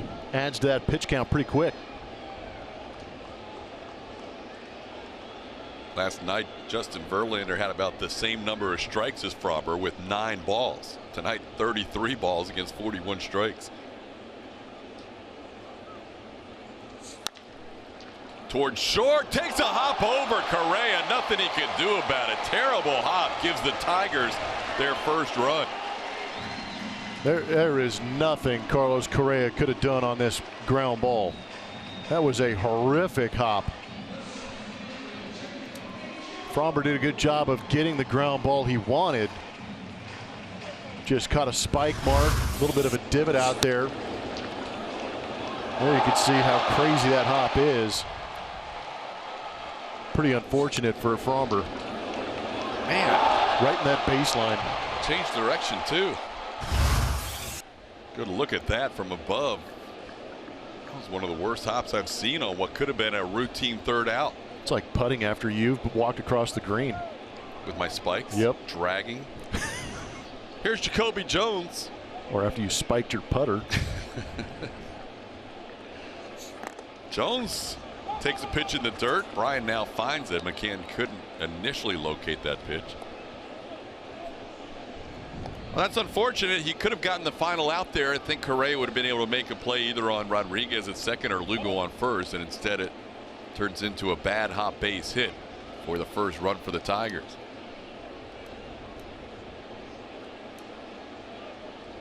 Jones popped up his first time up.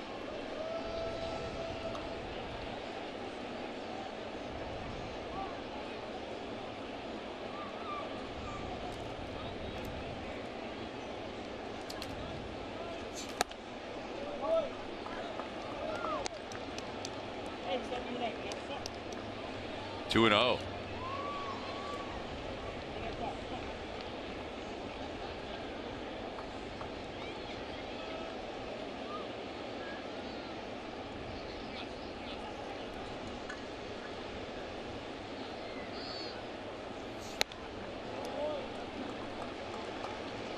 Well, you don't want to turn this lineup over here if you can help it. It's 3-0 with 2 runners on.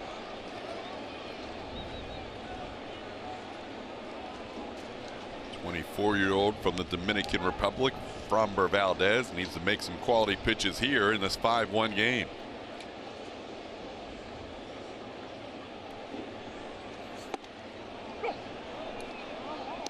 Yeah, 2-out walks will drive you crazy. That's what happened to Ronnie Rodriguez. That's how he got on base. And then running a 3-1 count here to Jacoby Jones.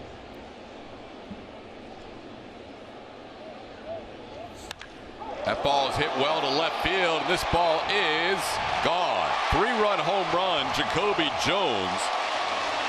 And just like that, it's a 1-run game. It's another issue when you fall behind and put yourself in a hitter's count.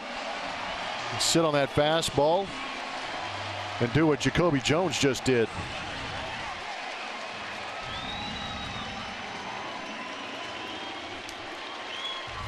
Home run of the year for Jones.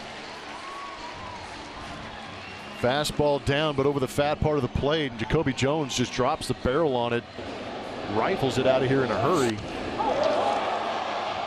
Strong young man just hit that out at 111.6 miles an hour. Just the second hit of the season for Jones against the Astros, but it does a lot of damage. A bad hop base hit for the first run with 2 outs, and now a 3-run home run, making it a 5-4 game. Yeah, and that escalated quickly. Getting Brent Strom out there makes you wonder if they're going to try and get anybody up in that bullpen for the Houston Astros. Fromber has thrown 89 and 88 pitches in his last 2 outings. He's at 80 right now, as he'll face the top of the order for the 3rd time, and Jamer Candelario. Well, first time in Fromber's young career he's allowed more than one run in a start. Just a lot of milling about at this point. A.J. Hinch wanting Fromber to get through this inning.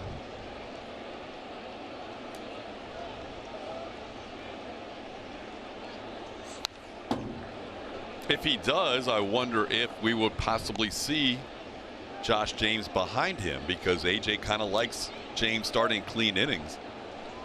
Maybe that's why we don't see any bullpen action now.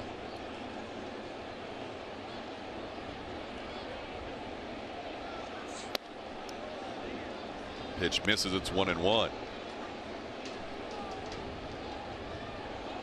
Well, Fromber has been able to work around walks throughout his first 4 starts and 5 appearances, but tonight it bit him a little bit with that 2-out walk to Ryan Rodriguez, and he's walked 1 in every inning tonight.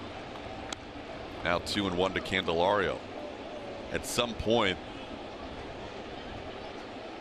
that is something he's going to have to refine, as he has now walked 14 in 23 1/3 innings.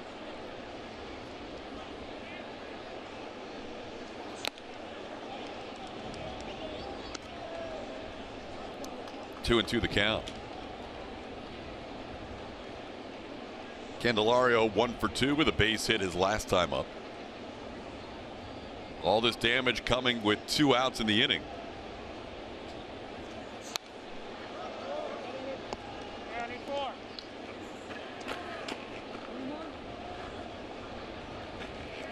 And now the Astros will get bullpen action going.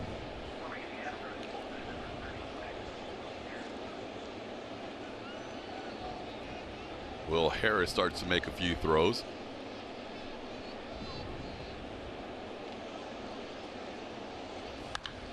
There's a ball down the left field line. That's a fair ball towards the corner. Marwin will get it back in after a double by Candelario. Young Detroit Tiger hitters are getting after Fromber Valdez. After creating soft contact his first couple of starts, he's been getting hit around in this inning. 3rd extra base hit in this inning. Well, the only lefty he's had to face in this Tigers lineup is batting now Kristen Stewart. You have 3 switch hitters in the lineup, but this is the only lefty, and he's walked Stewart both times.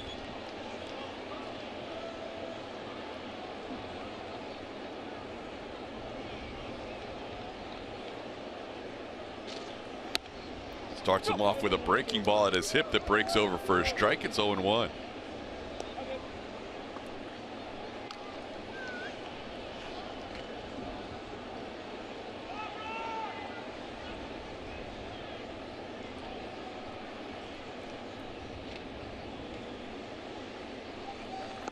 Now he's ahead 0-2.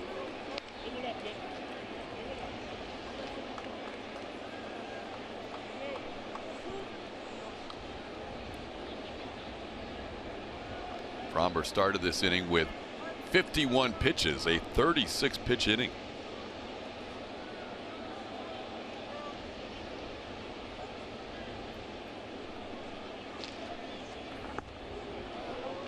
Tried to get him to chase on that breaking ball again. Slowed him down the first 3 pitches. See if he tries to get a heater by him right now.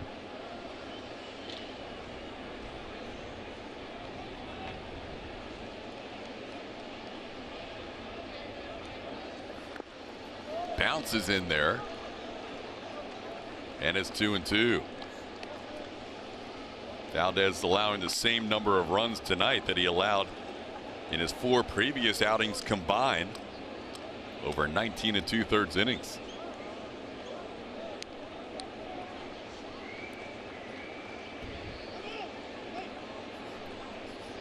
Even though he's retired Castellanos a couple of times, you got to think that with Nicholas on deck, this could be the last batter that Fromber Valdez will face. Tony Kemp's going to have to retrieve a baseball that got loose from the Astros bullpen. Yeah, I agree with you. Numbers Castellanos has against left-handed pitchers in the season. and the issues Framber Valdez is having in this inning. This is his last hitter.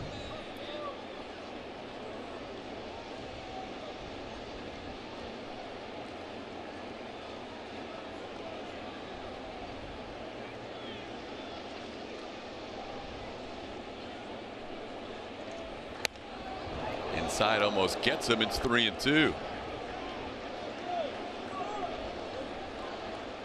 Well, this will be the 40th pitch of the inning for Framber.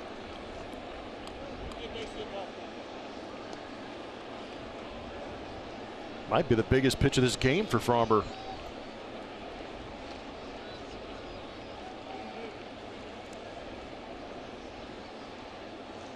Swing and a miss. He got Stewart for the first time tonight. Framber comes back and leads the fourth with at least a one-run lead.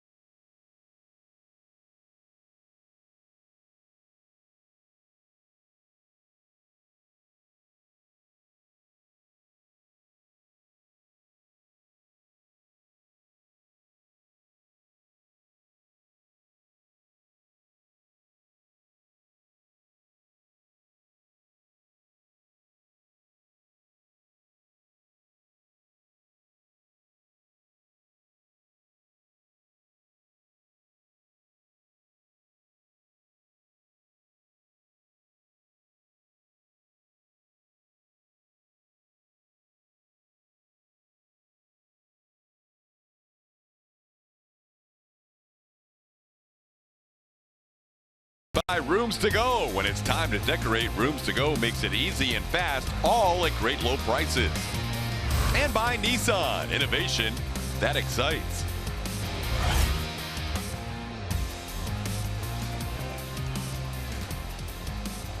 We go to the fifth inning after a long fourth. The Astros scored 2.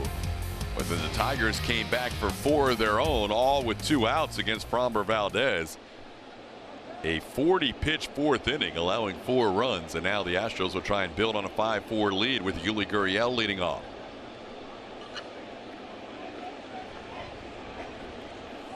It'll be Yuli, Marwin Gonzalez, and Carlos Correa. The Astros hitting 3 home runs in the first 4 innings against Jordan Zimmerman.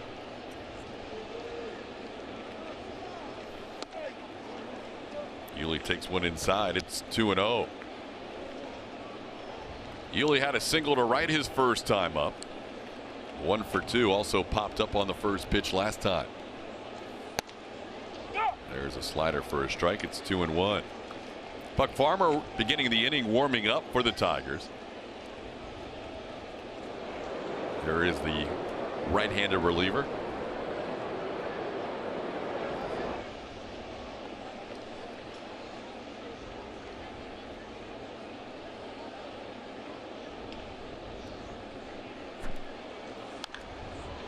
Here's a ball popped up towards the Astros dugout and out of play. Right on top of the dugout.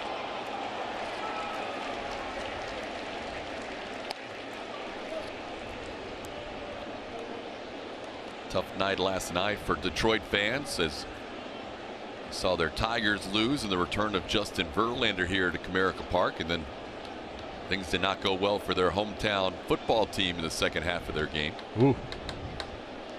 31 points in the third quarter for the Jets. That was a pretty solid understatement, Todd. 3-2 on Yuli.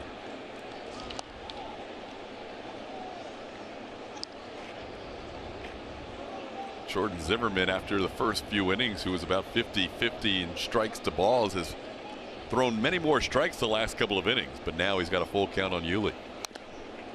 Yuli chops one off of Marwin's foot.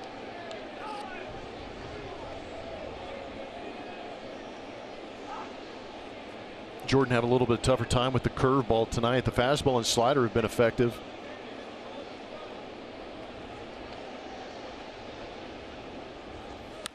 There's a ball in the left field, but it's going to hang up for Stewart. Stewart makes the play for the first out. Stewart still with the sunglasses on top of the hat. Never know. Never know.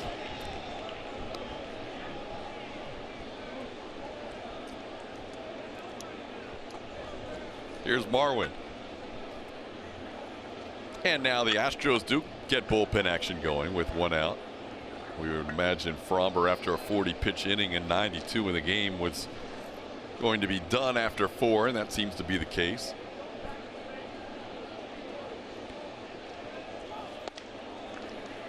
Marwin takes a pitch outside for ball 1.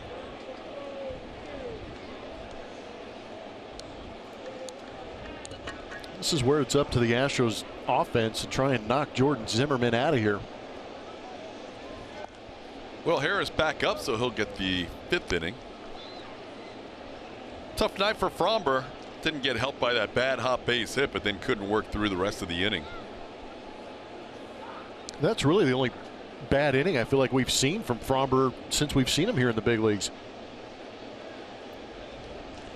Yeah, we saw Hart. We didn't see any extra base hits the first couple of starts, and then he just allowed 3 extra base hits in 1 inning.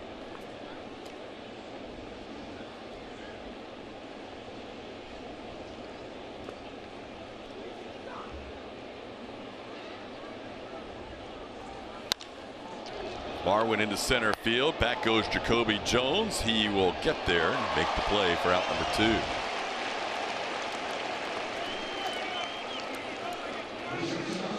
You probably know the answer to this, but is this the deepest center field in all of baseball now? 420? Yeah.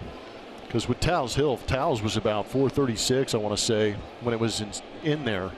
Not in there anymore, and the Astros sitting at 409 to center field, because that ball was hit pretty well by Marwin. But just, it's an absolute dead zone out here in center field. Didn't even get to the track. Yeah, it was estimated at 397. That's a nice poke. It is a great poke. Off the top of my head, I can't think of a deeper center, but that's what Twitter and our truck is for. Yeah. Because we'll find out if there is. We just throw questions out into the universe and they come back with answers. I like the fact that you preface it with, I think you'll probably know this, because I don't. You know a lot. Well, thank you. But not that. I know a lot of useless stuff. 2-0 the count to Carlos Correa. Old Tiger Stadium is 440. Woo! That was a beast of a center field. Granted, the second deck and right and left field hung on to the field. It helped you out a little bit. So let me try to do the math. You played there or no? No. I came up in the National League. Right, I know, but with interleague play, I never. No, I didn't sneak through there. Okay. Missed it. Yeah, that was a. You had to strike the ball to get it out there, and then the flag was there. Just in case you needed something else in play. Yeah. And broadcast spot, you were literally right behind home plate. I heard you'd get peppered. You would. Yeah, pretty easily there. A few guys used to wear gloves in the booth just because you would have no time to react. 2-2 to Correa. And he fouls one back. That one would have been one right at us at the old Tiger Stadium, and you would have had to go that quick to react. I would have needed a glove to call games there.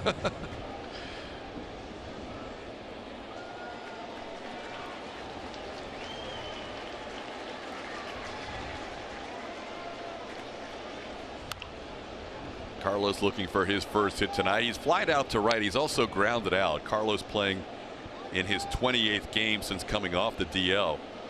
He's had exactly 100 at-bats during that stretch and has 17 hits in those 100 at-bats with just 2 doubles and a home run.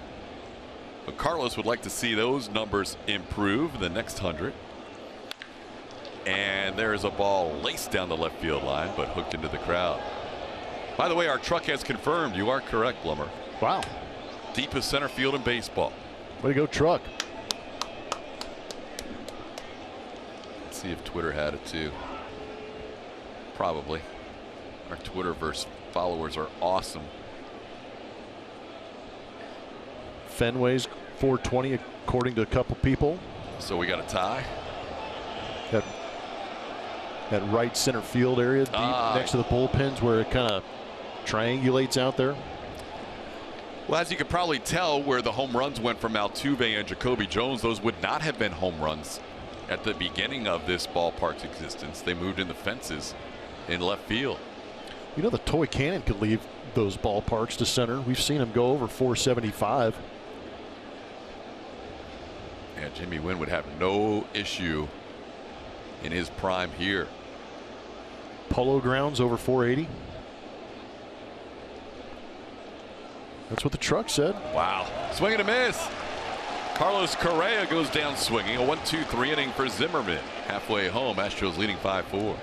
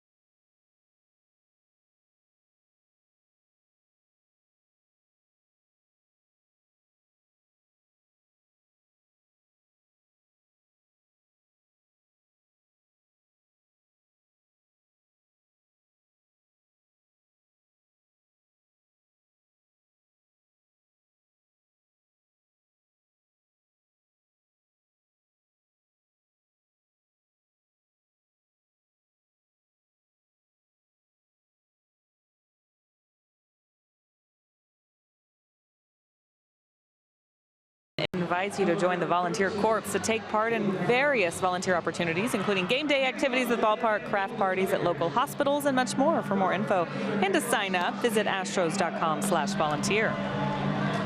Earlier today, Lance McCullers Jr. in the bullpen, throwing a 40-pitch bullpen today, and everything went great. He simulated 2 innings while he was out there through all of his pitches. No pain, no issues reported.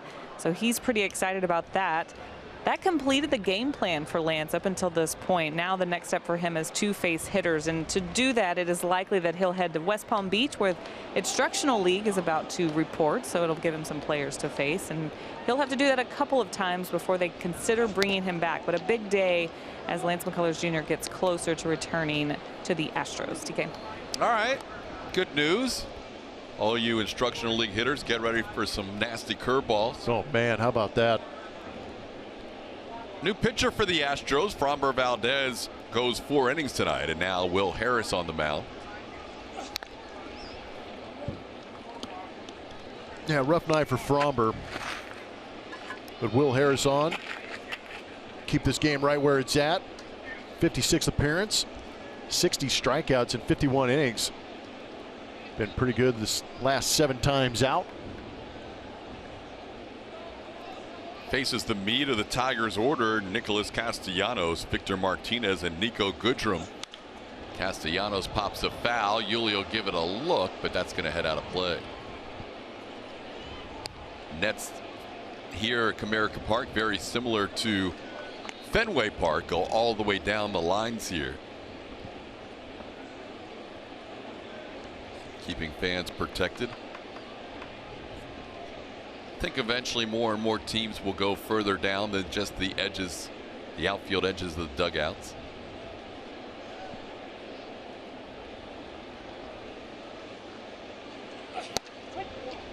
Called third strike. Castellanos down looking. Will Harris picks up a strikeout, the first batter he faces.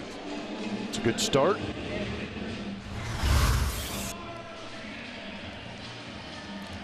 Little inside outside, and they know that Will Harris has that good 12-6 curveball.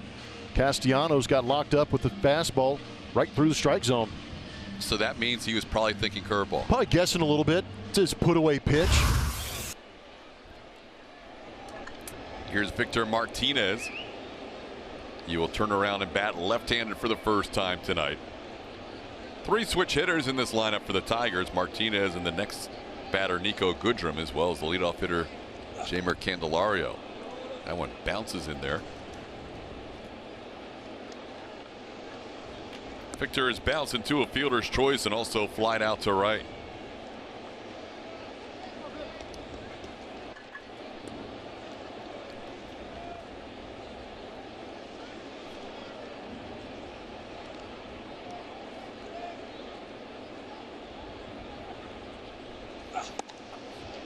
There is a strike. It's 1-1. Roberto Ortiz, home plate umpire tonight. Astros 3-1 on this road trip. Night game tonight and then a day game tomorrow and then back home.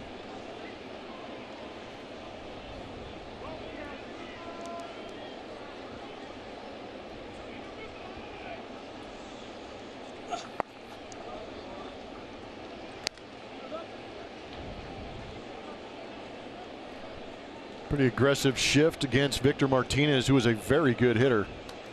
A very good big league career, 39 years old, career .295 hitter.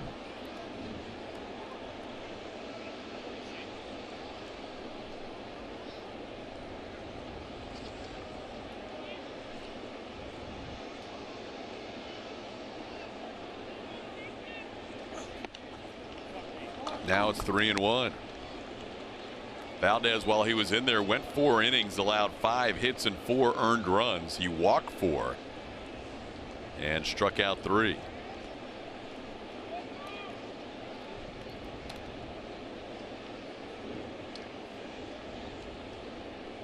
Four consecutive batters reaching base with 2 outs, including a 3-run home run last inning. And now Harris loses Victor Martinez.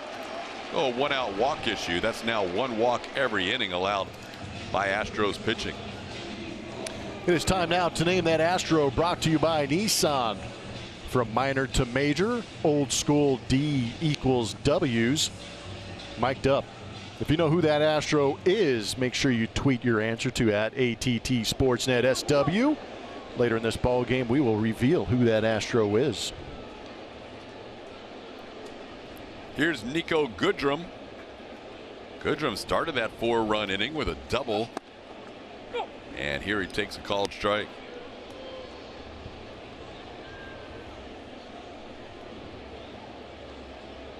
Nico with the most rookie home runs for a Tiger since the 03 season.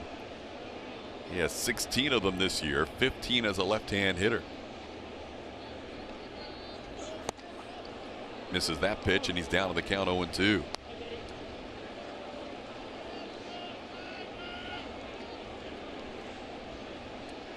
Jose Altuve's had good at-bats all night long. Home run, a line out, and a single. Good to see Altuve hitting the ball hard in every plate appearance so far tonight.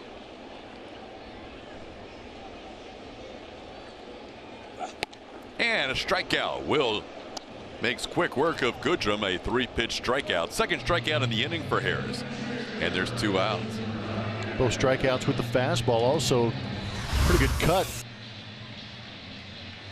Also, that's what makes Will sometimes effective to those left-handed hitters, is being able to tie him up with that cut fastball in on the hands.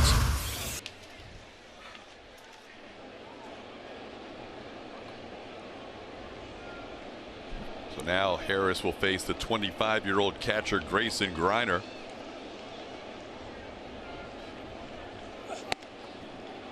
Greiner, who made his big league debut on May the 5th. 76 at bats at the big league level.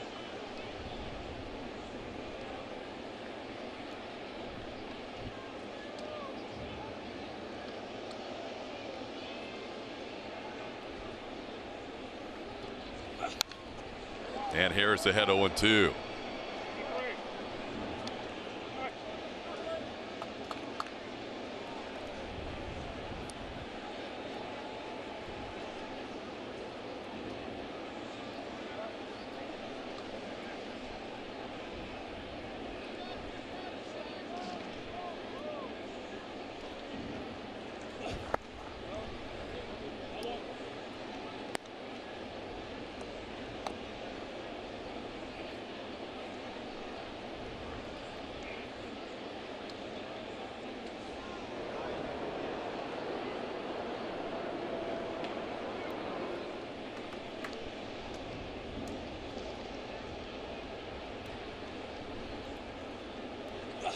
Swing and a miss, tried to hold up, and he goes around. McCann makes the tag, and Will Harris picks up 3 strikeouts in addition to a walk in the 5th.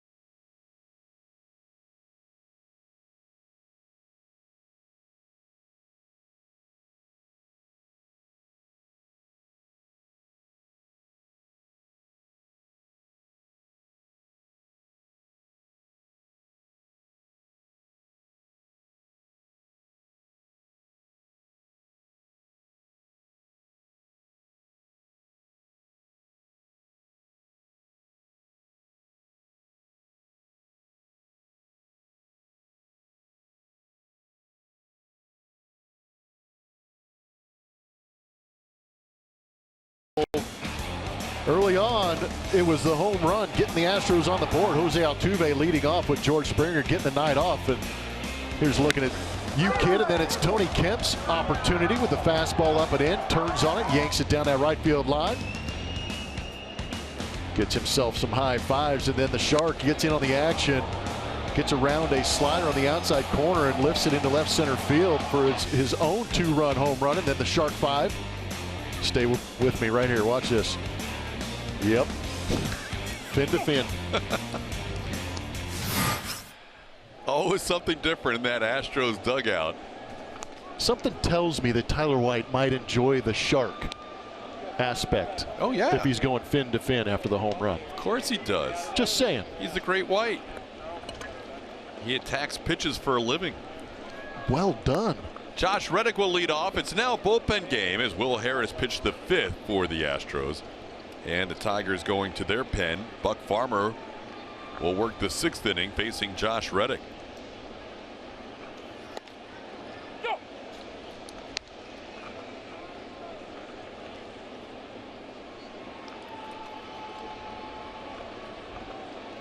60th appearance for Buck. 38 walks and 61 1/3 innings pitched. Gets ahead of Reddick 0-2. Jordan Zimmerman goes 5 innings tonight. Allows 5 runs to the Astros.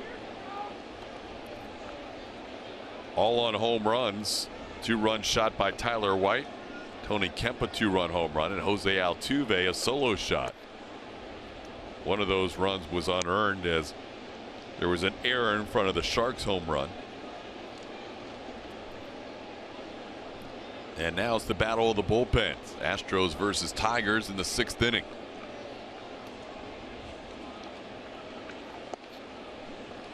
Reddick takes one outside. It's 2-2. Reddick was the one who reached on an error his last time up. Thanks to good hustle after Goodrum short hop the line drive.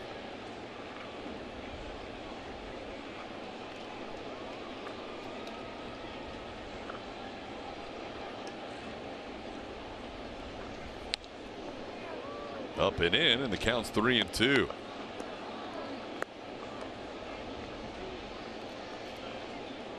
It'll be Reddick, Tyler White, Brian McCann, first three of this inning.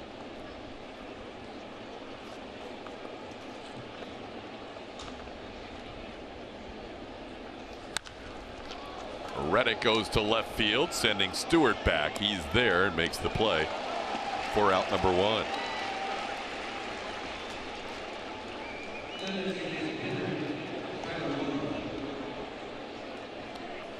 This is the part of the order, if you're the Tigers, that you either look for a lefty out of the bullpen or you look for a pitcher who's effective against lefties. And that's the case with Buck Farmer. Farmer throws a lot of quality changeups to left-hand hitters, and he has held lefties to a 158 average without much damage, just 2 home runs. But righties on the reverse splits have hit him at 336. Look back at Tyler White's home run on StatCast.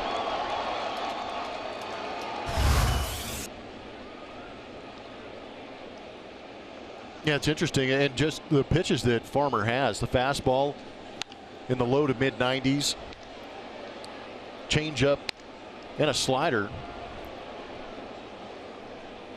Changeup, a pretty good pitch. He's basically fastball changeup to those left-handed hitters. It still throws a changeup occasionally to the righties, but he's mostly fastball slider.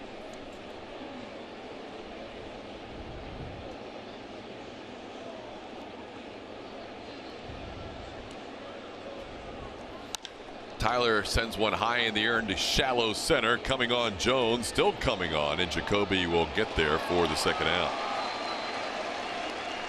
Long way to go in this deep outfield, but Jones makes the play for out number 2. That'll bring up Brian McCann.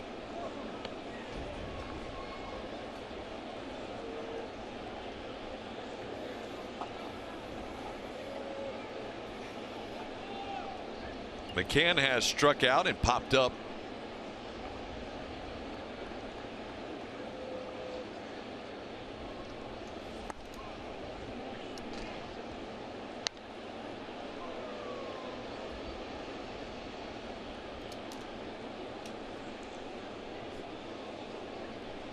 Will Harris had the 5th inning for the Astros. It looks like AJ may go 1 inning at a time from here on out.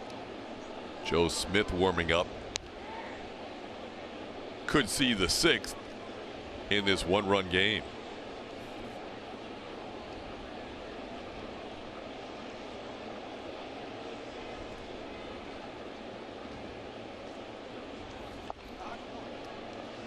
McCann has a 3-0 count. There is a side-arming Astros right-hander.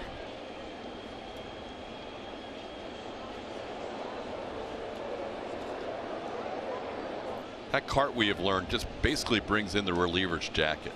Yeah. But we're waiting to see what happens if Colin McHugh pitches in this series. I was say, because Colin McHugh had the opportunity out there in Arizona to get in the cart and go. But that thing is special.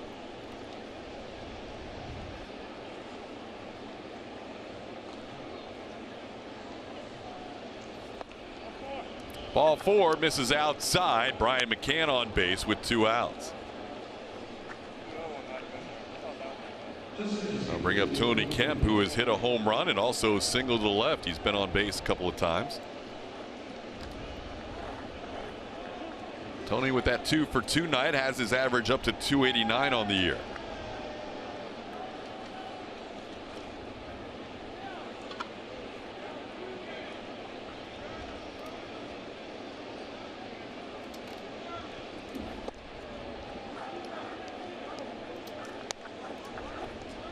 Farmers wanted those last couple of pitches on the outside corner. Instead, it was a walk to McCann, and now 1-0 on Tony Kemp.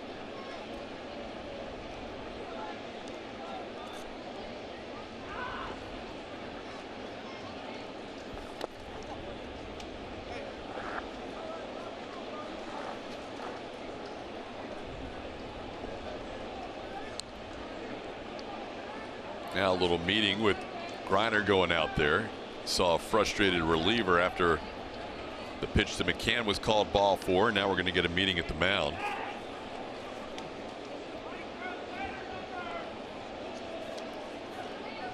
Yeah, you can be frustrated with the zone all that you want, but you still got to be able to pitch to that zone.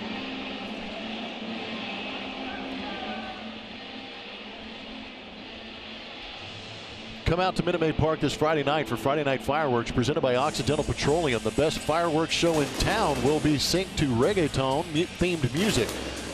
Visit Astros.com/Friday nights.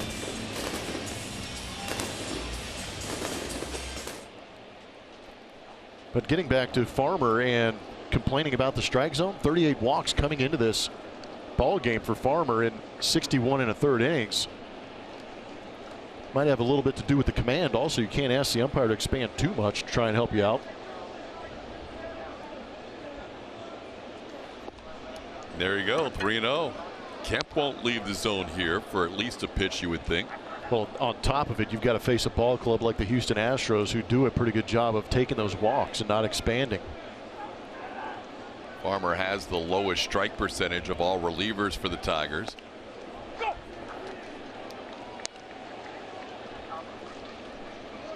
Gets a strike there. It's 3-1.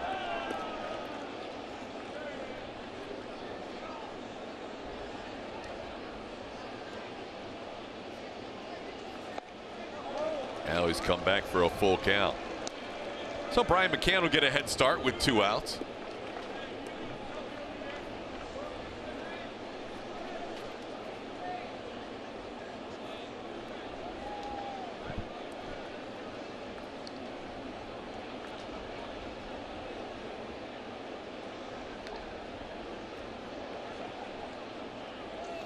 Ball 4. Back-to-back walks issued by Farmer. Now they turn it over to the top of the order, and that'll do it. Farmer will be out of the game. Ron Gardenhire, the manager in his first year with the Tigers, comes out of the dugout. And after back-to-back walks, he will go back to his bullpen. Jose Altuve will be due up with 2 on and 2 outs when we come back.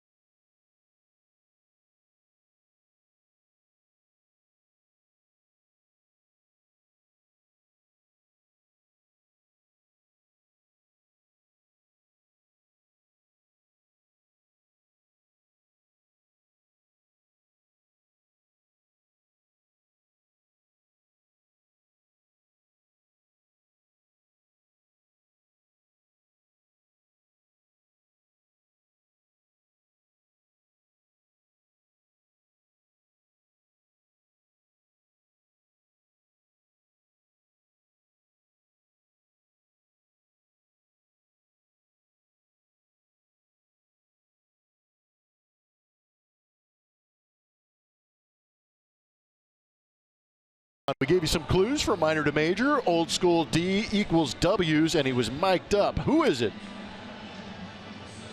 Silhouette is tough. Hey!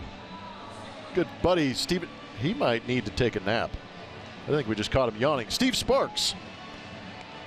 Look at him pouring through the notes, looking for that nugget on the radio broadcast as we speak. He's usually full of nuggets. Lewis Coleman, the new pitcher for the Tigers. How about Sparky leading the way over Jeff Weaver in 2001 with 14 W's. Very popular here in Motown. He really is. Jose Lima on that list. Lima was our Name That Astro last night. Yeah. There you go. Here's Jose Altuve, 2 on, 2 outs. Astros trying to extend their 5-4 lead. Facing Lewis Coleman, the third pitcher for the Tigers tonight, second out of the bullpen. Altuve has faced him 3 times. He's 1 for 3. Another pitcher, strikeout to walk ratio rather interesting. He's allowed 5 home runs on the season. Altuve towards short, and the line drive is caught in the air by Goodrum to end the inning. Astros strand 2. We head to the bottom of the 6th, 5-4 Houston.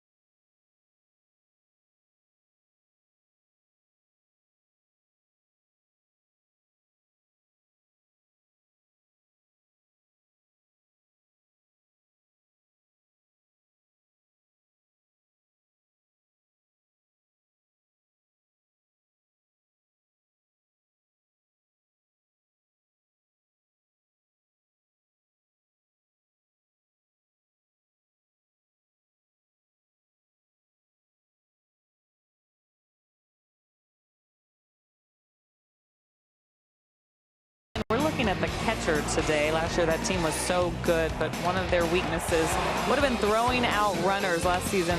Only 12% caught stealing. That was good for 30th in the league, but this year, a little over 30% is where their caught stealing percentage is right now. Percentage of runners thrown out for these guys, and obviously something they're still looking to improve on as they get closer to the players, getting a guy like Martin Maldonado. Brian McCann telling him that guy has the best arm I've ever seen. McCann's been around a while, but McCann behind the plate here talked about last year and said that was just a bad year for me, and that was my focus this offseason.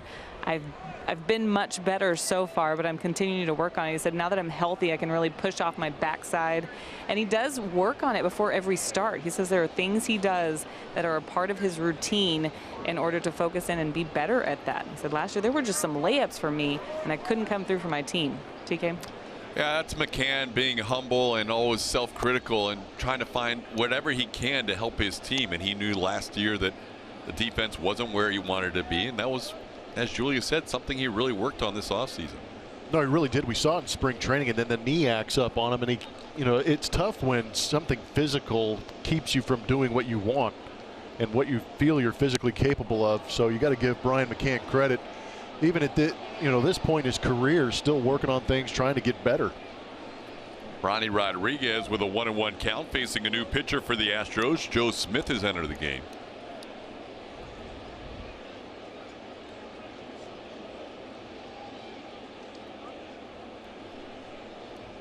We kind of got an idea of what the addition of ground ball to first. Yuli's going to take it himself. And we kind of got an idea of what Maldonado brings to the table in the sense of what it does to the running game, because I feel like in that Boston series, the machete had a lot to do with the fact that the Red Sox didn't run all that much in that series. No doubt about it. He's just been tested 7 times since becoming an Astro, and he's thrown out 4 of the 7 runners trying to steal.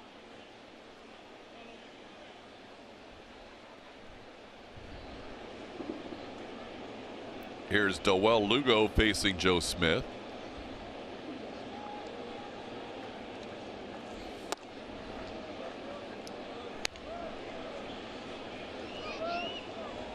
Lugo singled on that bad hop that jumped over Carlos Correa's head his last time up. At the time, it made it a 5-1 game, but as the inning would continue, it would end up adding 3 more runs to the board because the next batter, Jacoby Jones, hit a 3-run home run.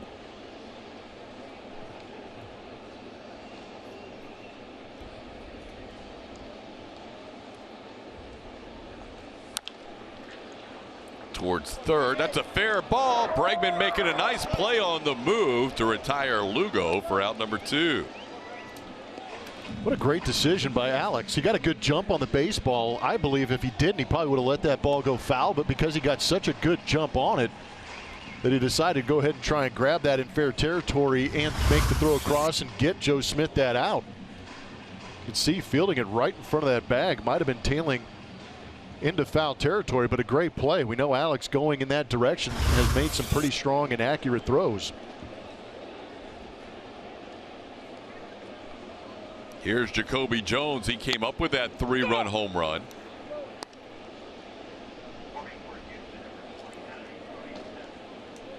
There's some of the numbers on Joe throughout the course of the season. He's made 50 appearances. That whip is very good at .86. Ahead of Jones, 0-2. He's had to work pretty hard to get that ERA even close to 3. He had an early a couple of blow-ups early in the season, but has been doing a great job working that number back down. And a called third strike. Strong inning for Joe Smith. A couple of ground outs, and Jones goes down looking on that frisbee slider to end the 6th inning. Astros leading 5-4. On this Patriot Day, USAA honors those who have served and all of our service members at home and abroad.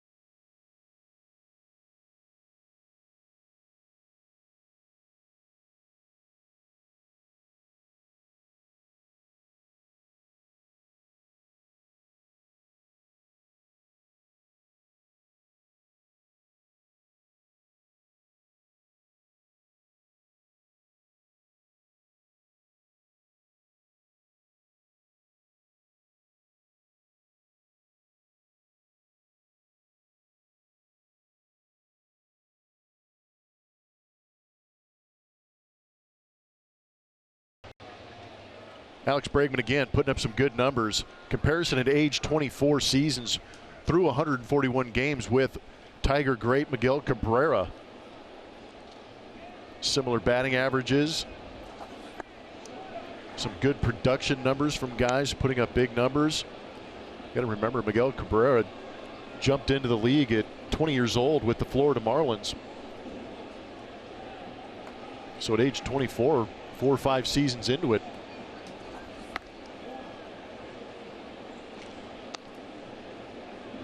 Look at those numbers. What do you got, TK? Nice when you're comped to Miggy. Absolutely. But that's the fun part about what Alex is doing this season, is that you're able to compare very good veteran players early in their careers to what Alex is doing and try and put it in context and appreciate how good Alex has gotten early in his career in comparison to last year to this year. Alex on the precipice of a 30 home run, 50 double season. Needs just one more double. Tonight he's looking to try and extend his on-base streak, which is 37 straight and 49 on the road. And that hits him. That's a tough way to keep your on-base streak going, but he'll take it. I think it got him on the shin guard, or very close to that shin guard. Yeah, you hope it hit something other than body part he might need, but that right in that left quad.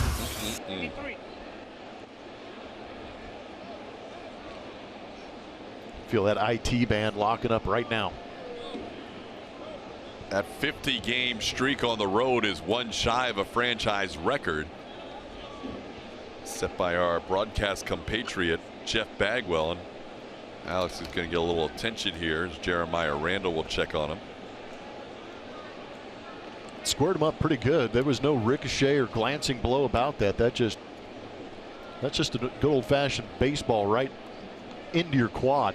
It's actually Scott Behringer, the assistant athletic trainer, and AJ, and they're smiling about it. Can those two ever get together and not be smiling about something? There's just a complete rag session I feel going on right here. AJ's like, you made me come out for. That's what I feel like happened. Yeah. No, I completely agree. I think you nailed it. The great relationship AJ has with his team continues, and now AJ will take the quick exit out, so he'll walk the length of the dugout to get back to his spot. Here's Yuli. Yuli gets hit. That's a breaking ball, but still back-to-back pitches hits Astros batters.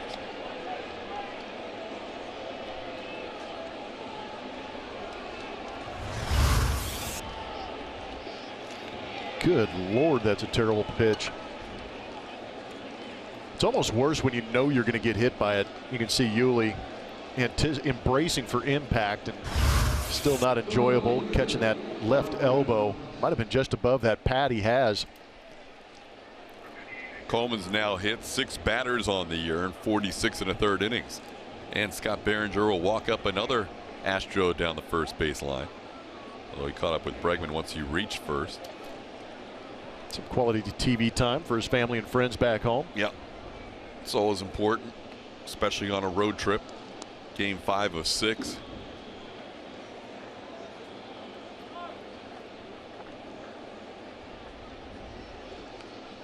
Scott Behringer, ladies and gentlemen. Well done. Now you got to go get those ice packs ready. So to bring up Marwin Gonzalez, 2 on, nobody out. Marwin looking for his first hit. And he's around a bunt and takes a pitch outside.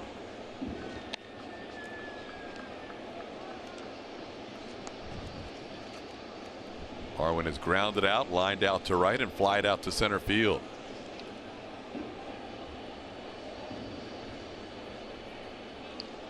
Astros don't sacrifice a whole lot, 12 on the year. Marwin has 1/3 of them. He has 4 of the 12.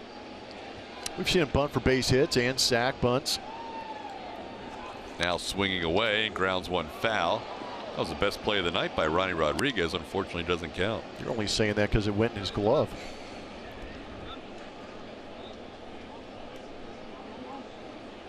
Some validity to that.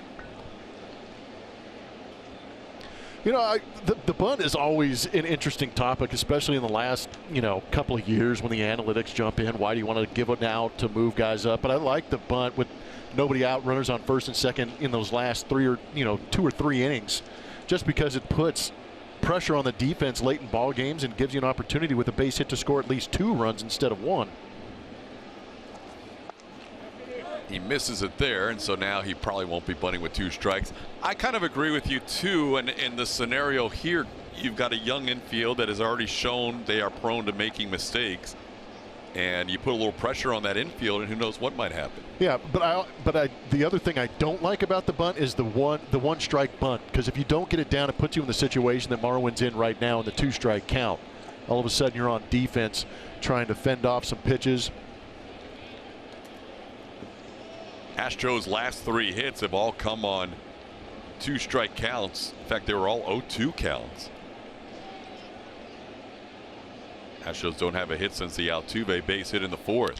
There's a line drive into left field, and that's holding up. Stewart makes the play. Bregman and Gurriel will retreat. Marwin lines out to left. The Astros take on the Mariners next Tuesday, a week from tonight, and fans attending the game can upgrade their ticket and receive an exclusive Justin Verlander t-shirt for only $10. For tickets and info, visit astros.com/t-shirt.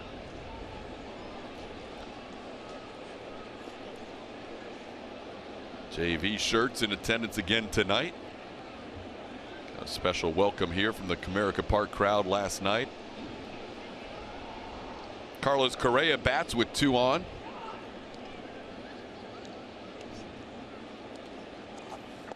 And the ball gets away from Griner, and advancing to third is Bregman, advancing to second is Yuli.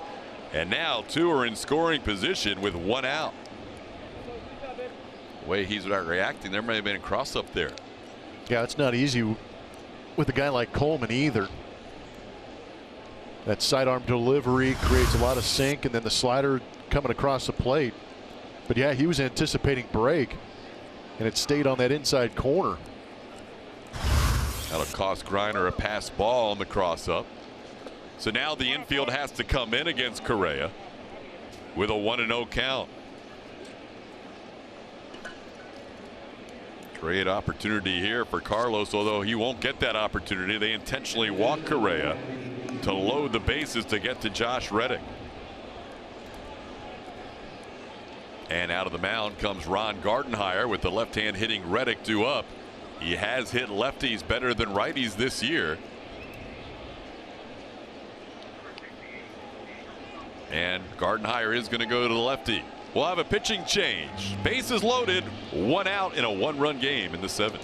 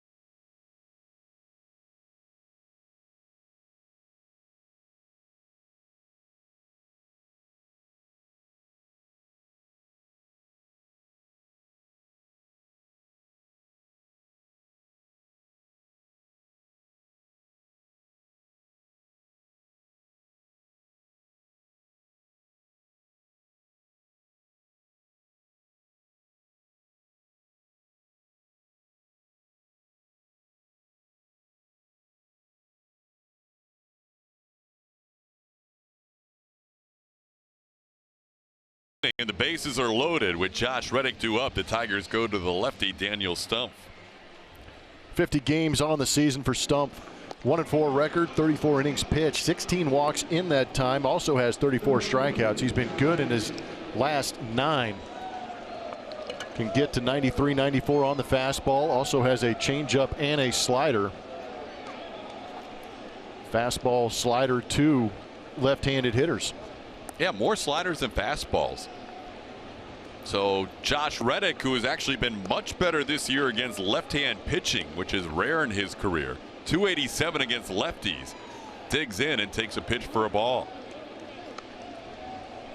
Josh just 220 against right-hand pitching coming into tonight, but 287 against lefties, including 7 of his 13 home runs.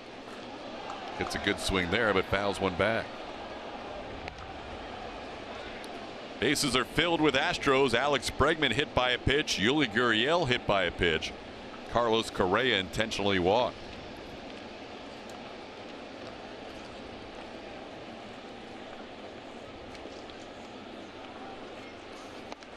Now Reddick down to the count, 1-2.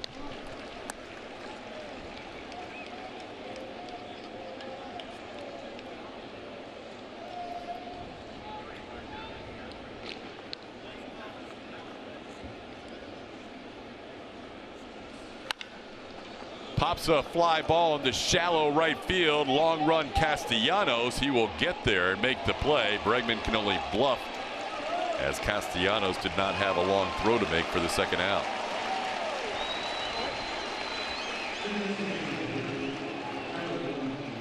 Now Stump comes in and gets the lefty Reddick with Tyler White due up. Ron Gardenhire going back to his bullpen for a change. So Stump facing the one batter, retiring him, and we'll have another pitching change in Detroit.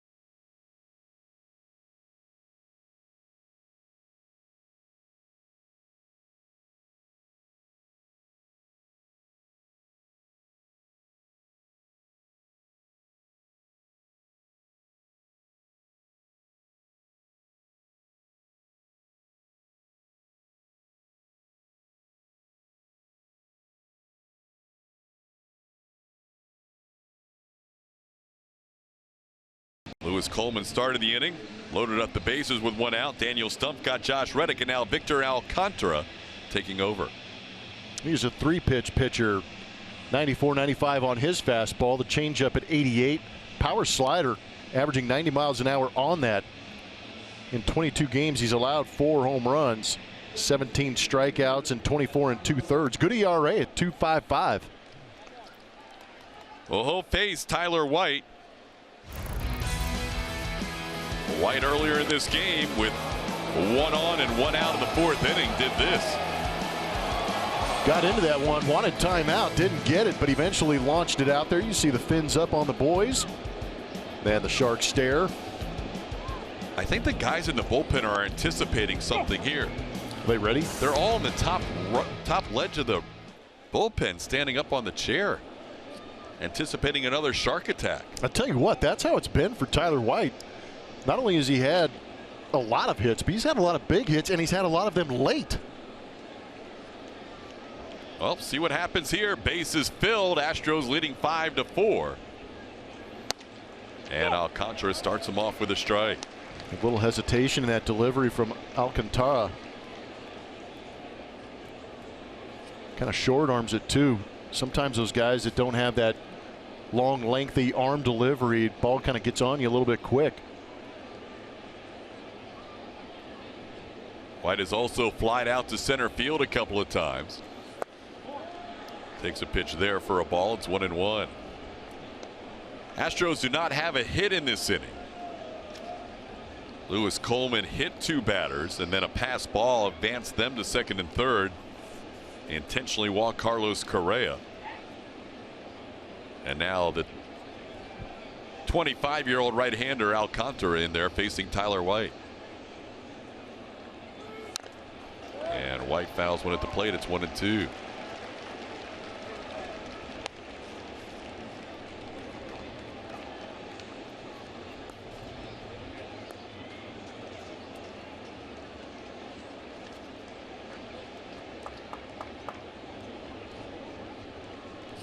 White's only had a couple of chances this year with the bases loaded. 0 for 2.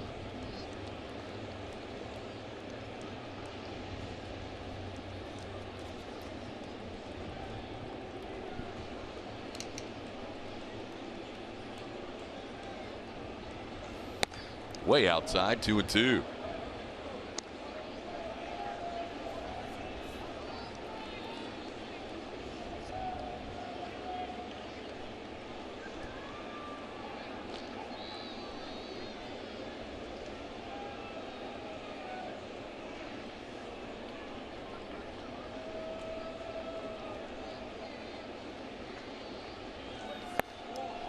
Another good take, and the count runs full. Well, here we go. With 2 outs, we're going to see the entire merry-go-round. They have one here at Comerica Park, but we'll see one live in front of us with Bregman, Gurriel, and Correa all leaving their respective bases with 2 outs.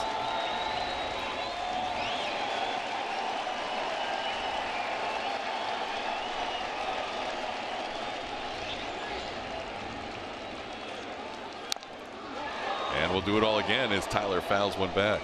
Alcantara creates some pretty good movement on his fastball. Looks like there's good depth to it. Pretty violent action coming at the hitter. But a good job by Tyler White fighting it off at a 3-2 count, amazingly enough. He's sitting on the fastball, but in a 3-2 count, the movement creates a tough pitch to try and square up.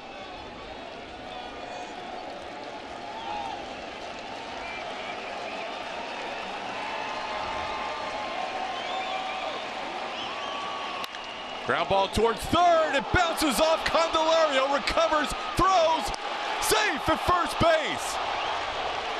Astros lead it 6-4 on the chopping single by Tyler White.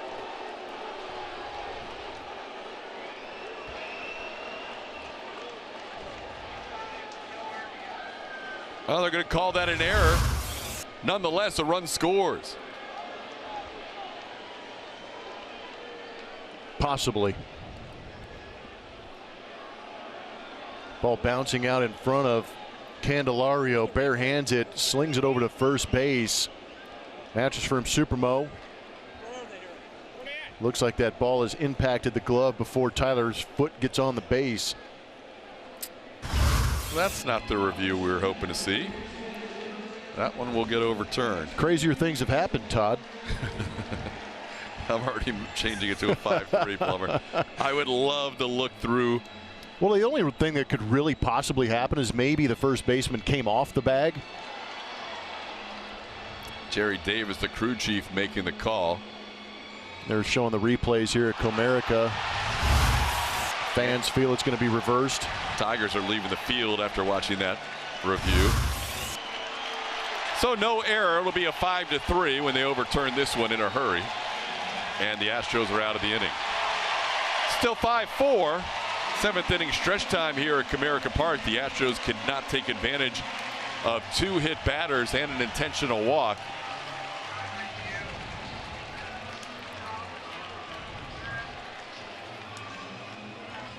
Quick review.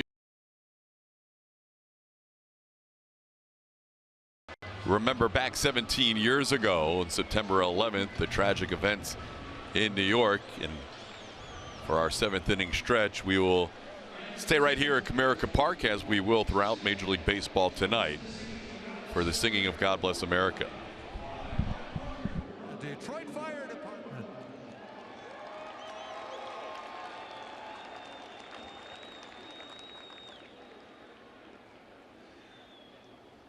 God bless America, land that I love.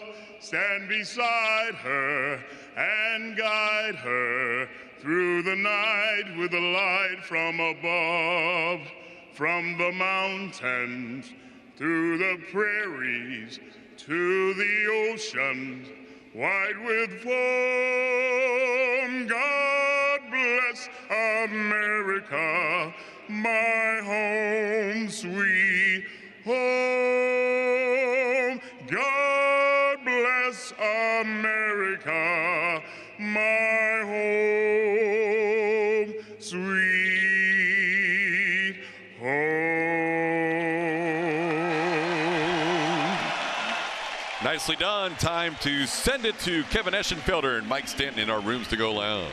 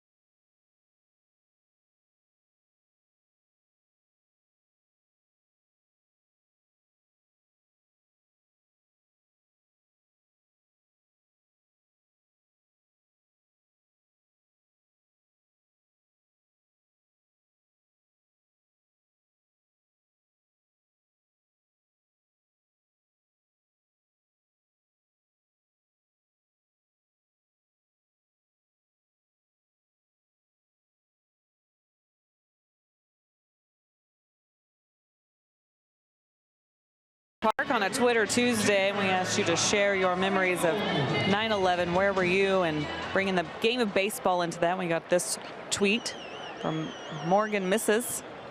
who was singing at the top of her lungs, God bless America, and joking about her singing voice. I'm sure it was beautiful. Her rendition was pretty good. And guys, as I got a chance to catch up with Brian McCann about his memories of 9/11, one of the older guys on the team who was in high school at the time said he remembers it like it was yesterday, and the reaction of his classmates that day. And then of course he was a huge baseball fan as well, so he remembers baseball being shut down, no Major League Baseball games during that time.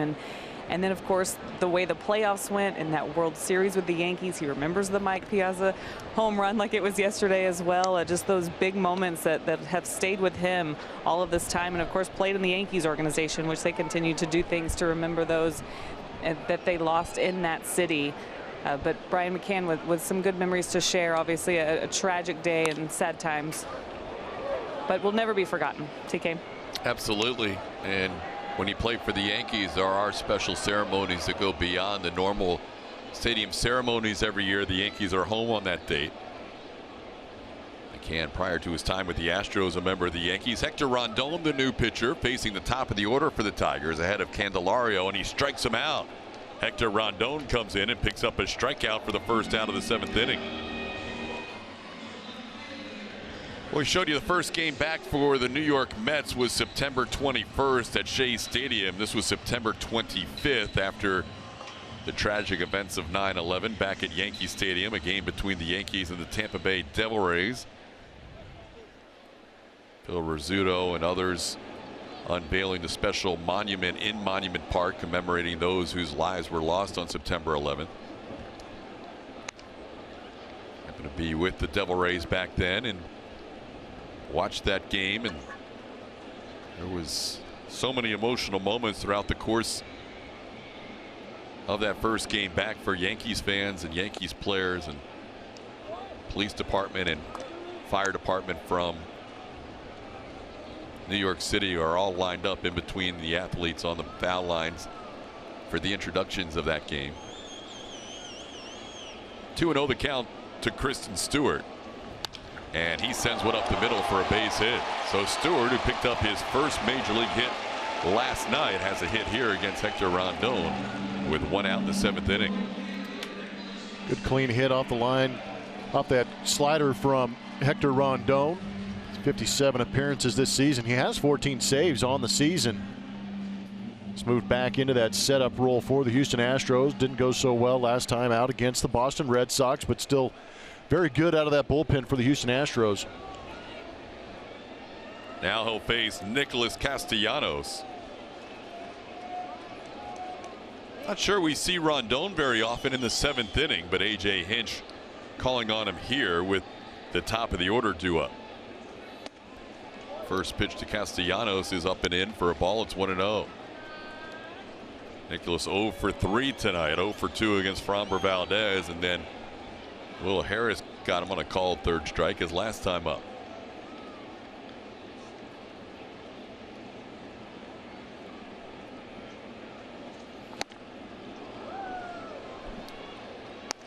One and 1 the count. Valdez for 4 innings. Will Harris for a shutout inning. 1 walk, 3 strikeouts in his inning. And then Joe Smith, a 1-2-3-6. Now Hector Rondon.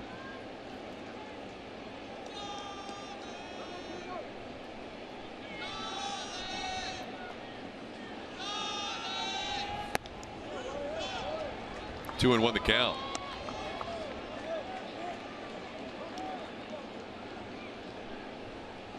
A's lead their game 3-1 tonight as the Orioles will bat in the bottom half of the 8th inning. Former Astro Mike Fiers 6 innings of 1-run baseball tonight. Rondon evens up the count at 2 apiece. Another good slider. It's worth another look. Very nice. Started on that outside edge, break it off the plate.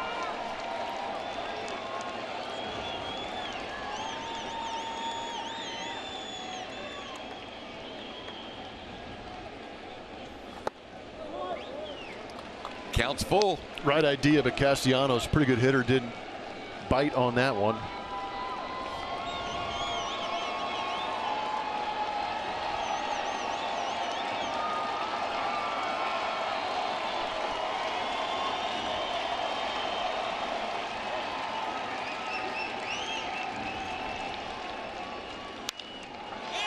Shallow center field. In comes Reddick. In comes Marisnik, who's in center field. And Josh Reddick makes the play. Jake snuck into this game, taking over for Tony Kemp in center. He's now out there, but it was Reddick who came on from right field.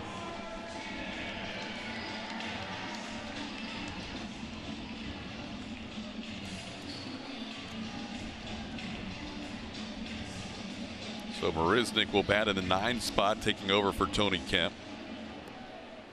And that'll bring up Victor Martinez. Martinez 0 for 2, walked his last time up.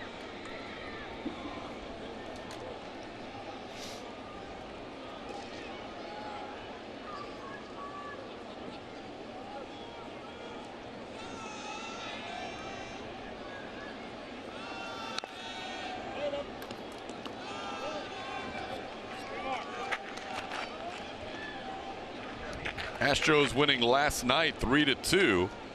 Another close one tonight in Detroit as we play in the bottom half of the 7th inning in a 1-run game.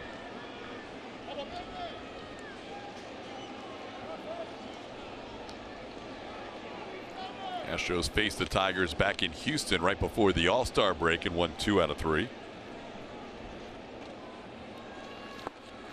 Rondon ahead of Victor 0-2.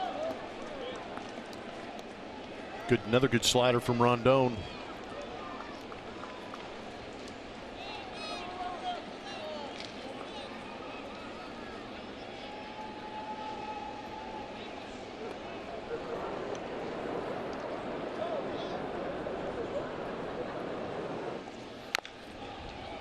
Joe Jimenez, who pitched in last night's game, warming up again in the Tigers bullpen. Both teams with 6 hits.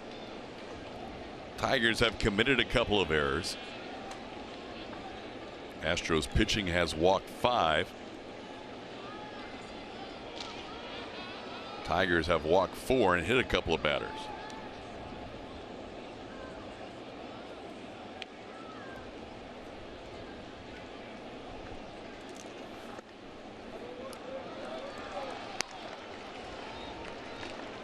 Good try with the changeup. We don't see that changeup very often from Hector. No, but I think it was a good spot to use it. 0-2 count. Victor Martinez has fouled off a couple of pitches, a couple of good sliders thrown by Hector Rondon. Throw it out there, see if he bites on it, make sure it's a ball off the plate, but it just kind of changes the mindset of the hitter a little bit. But he was ready for that slider that came back over the plate. Base hit to right. Reddick gets the ball back in quickly. Stewart stays at second. Now the Tigers have the tying and go-ahead runners on base with 2 outs in the 7th.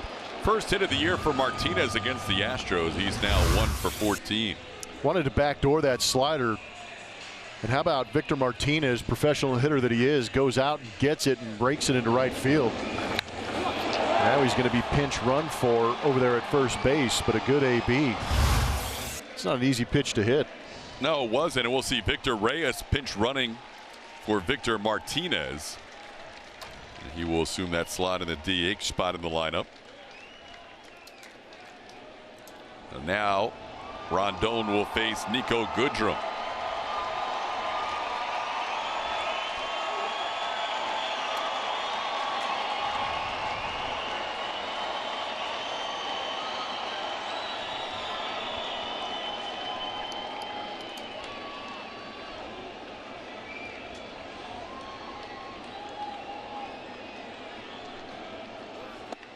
There's a strike. Goodrum 1 for 3, doubled. Part of a 4-run 4th. The Tigers getting all their runs with 2 outs in the 4th inning. That hop base hit with 2 outs kept the rally alive.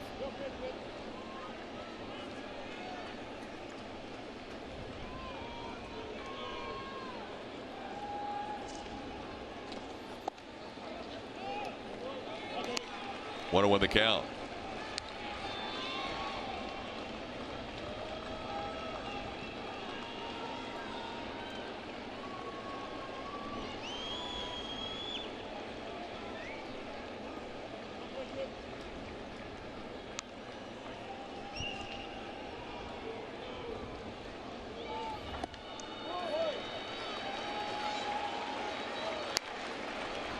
.22 pitches into the inning for Hector Rondon. Throw him another changeup there? I think so. Changeup away. Trying to get the left-handed hitters to chase that or maybe roll it over for a ground ball to get out of this inning. Pitch he normally throws about 5 or 6% of the time. Tonight he's thrown a couple here. A spot with 2 outs. There's a pitch on the edge. Nope, just off, says Roberto Ortiz. It's 3-1.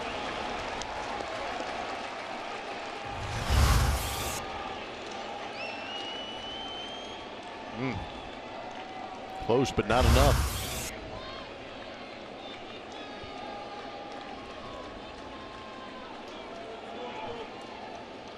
Everything away to Goodrum.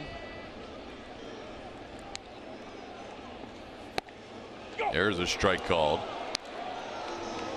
So the Tigers will get an advanced start here off their respective bases. Stewart off second, Mark Reyes off first.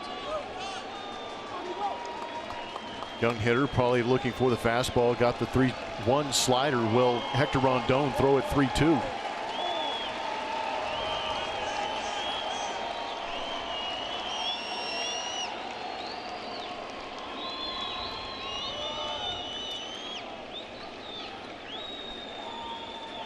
One of the bigger pitches in this game about to be made by Rondon in a 3-2 count. 1-run game in the 7th. Called third strike. Got Goodrum on a fastball at the bottom of the zone at 96. And the Astros carry a 5-4 lead into the 8th. That is a perfectly located fastball to get Hector Rondon out of this mess.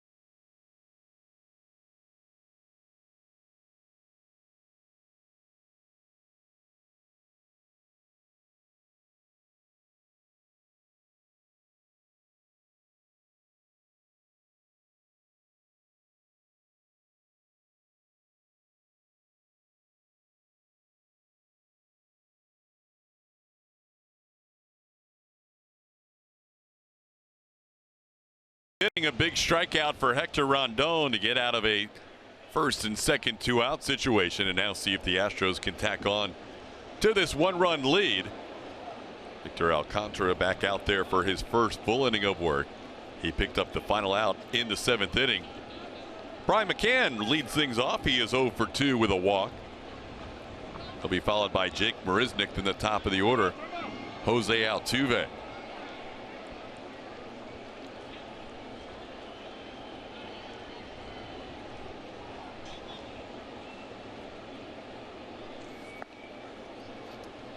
First pitch to McCann is down low for a ball. It's 1-0. Orioles scored a run in the bottom half of the 8th inning. They trail the A's 3-2 heading to the 9th.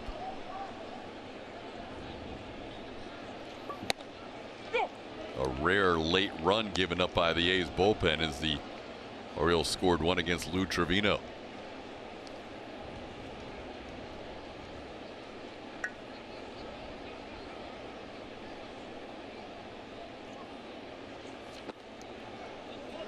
McCann, making his 5th start since coming back from the DL, has drawn 3 walks during that time, including one tonight.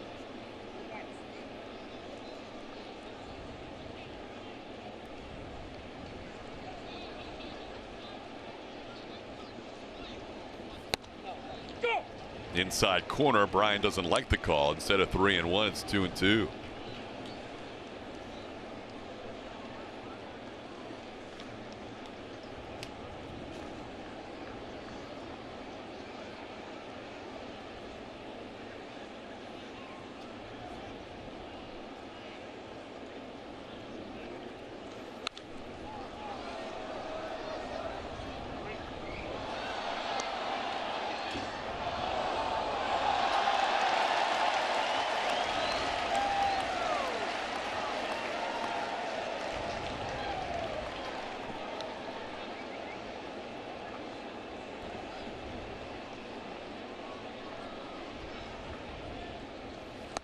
Swing and a miss. Alcantara gets Brian McCann for the first out of the inning. I feel like that's the first off speed pitch we've seen from Alcantara. Good changeup to get the swing and miss. Now he'll face Jake Marisnick getting his first at bat. Jake came on defensively last inning for Tony Kemp. Kemp had another good game offensively. 2-run home run, opposite field single, and a walk. He was on base all 3 times tonight. Kemp continues to get the job done in that number 9 spot in the Astros lineup.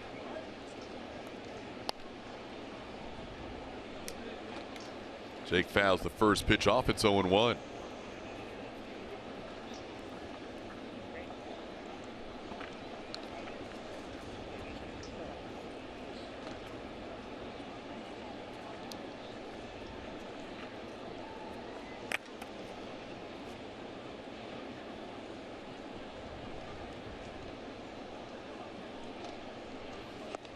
Alcantara started his career in the Angels organization.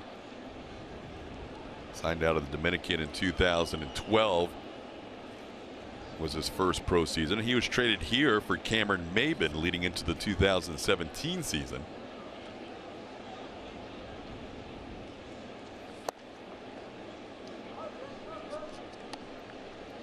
Maybin, of course, would eventually end up with the Astros last year.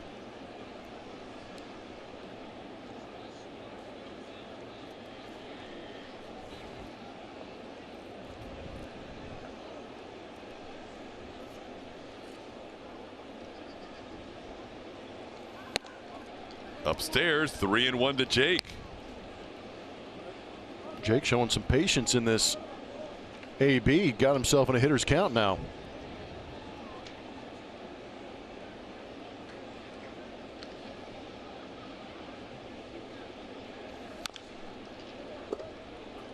Chops one foul. The count's 3-2. See that movement you were talking about with the fastball.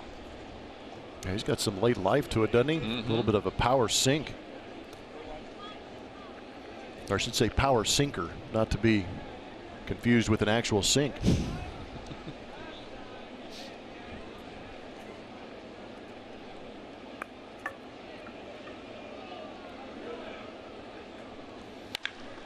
Rocket off the glove of Candelario, stays with it and makes the throw in time to get Jake.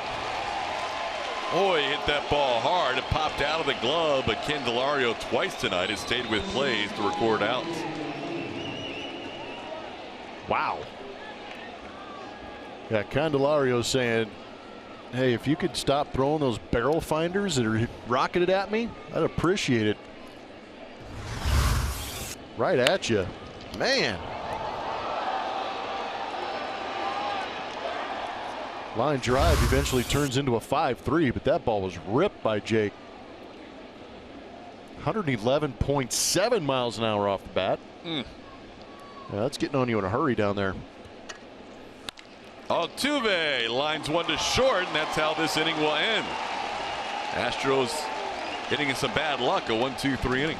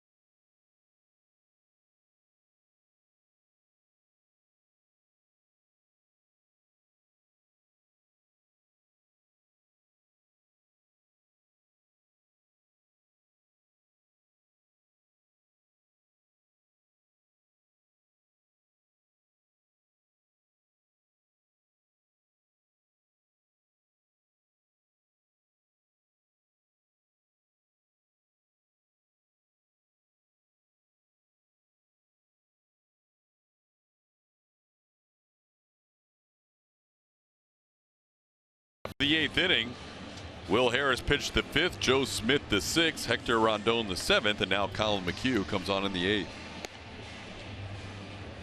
Calling on the season, this will be his 50th appearance out of the bullpen for the Houston Astros. Through a third of an inning back in Boston, gave up a couple of hits, had a strikeout on the season. That ERA 1.95. Right-handed hitters having a tough time at 136 against him. He'll face 6, 7, and 8 in the Tigers lineup. Grayson Griner was due up, but Jim Adducey will pinch hit for him. Saw Adducey pinch hit last night in the 9th inning and get thrown out on a great play by Carlos Correa. First pitch from Colin misses outside for ball 1.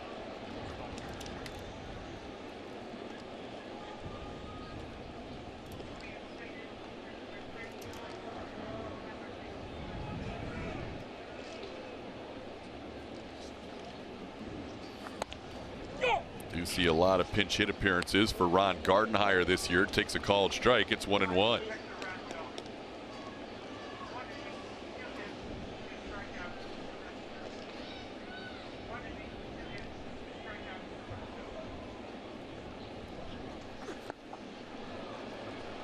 One and two. Good curveball.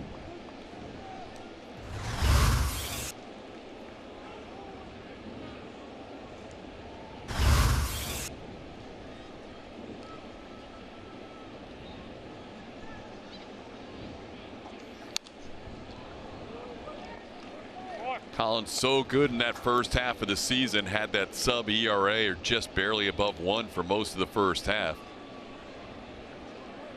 He's seen that move up from 0.98 since August 10th to where it is now, just under 2. Ground ball towards Altuve. Jose makes the play for out number 1. We got some league leaders for you, and they are presented by Houston Methodist. Bullpen comparison through 144 games to the 2017 Astros and the current Astros. Same saves, but the innings difference for me is the big one. 427 innings pitched for the Houston Astros coming into this ball game. And that means that the starting rotation has done a very good job. We saw the Astros having to use that bullpen early and often last year, but this season with some of these guys going much deeper into ball games, it's been very good. But a lot of strikeouts out of that bullpen last year because of the innings pitched. AJ's been able to use his bullpen exactly the way he wants to, and now not being forced to use guys. And you mentioned several times throughout the course of the season he hasn't used anybody 3 days in a row, and that's a huge feat. I'm not sure many managers can say that they've done that over a full season. We've seen series at Minute Maid Park or on the road but guys have come in day after day. Edwin Diaz saved 4 games in one closer series. For the Seattle Mariners, 4 days straight. Colin ahead of Ronnie Rodriguez, 0-2. And he goes down here. Brian McCann will have to make the throw to first, which he does to complete the strikeout. Colin, a 3-pitch strikeout of Rodriguez for out number 2. It was nicely done.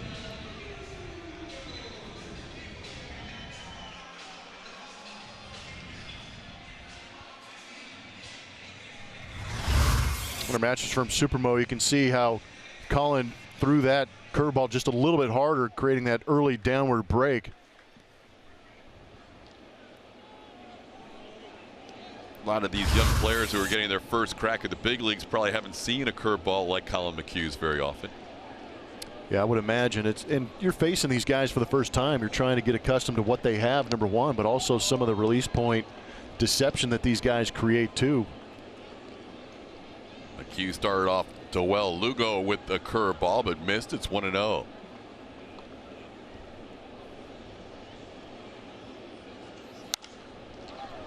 Lugo fouls the fastball away. It's 1-1. Astros led this game 5-0 after 3.5 innings. All 5 runs scoring on home runs. They do not have a base hit to the Astros since the 4th tonight. And the Tigers came back for 4 on Framber Valdez. The big blast was the Jacoby Jones 3-run home run, but the batter before him was Lugo. And he got on a ground ball that bounced up and over the head of Carlos Correa for a bad hop hit. 1-2 the count.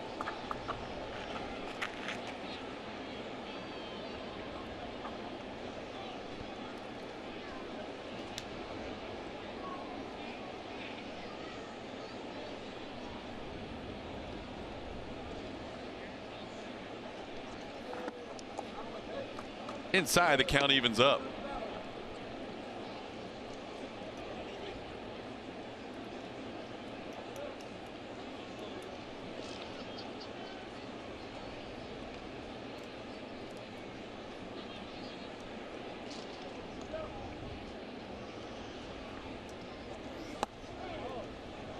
Colin and Carlos Correa thought that looked pretty good. Instead, it's ball 3. I think that was right down the middle. Wanted it up, but ends up being catching a large portion of the zone down. Not sure how you take that pitch. I really don't. 2 strikes, 2 outs. Fastball over the middle of the plate at the knees, but he took it, got away with it. 3-2 pitch. Called third strike. He takes the curveball this time that breaks over. Colin McHugh, a 1-2-3 inning with a couple of strikeouts. We head to the 9th. Astros holding on to a 5-4 lead.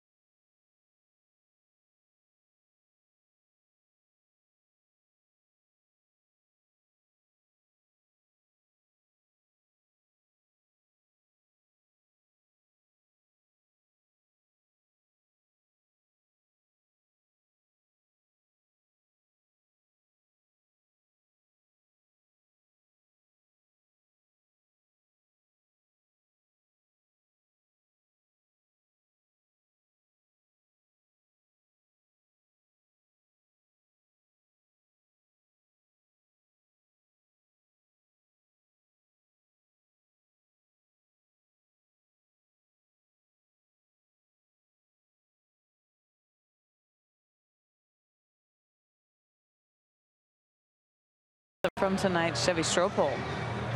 Thanks for following us at ATT Sportsnet SW. We had a ton of votes tonight coming in for this one. If you could add one Astros great to the playoff roster this season, who would it be? Look at Billy Wagner.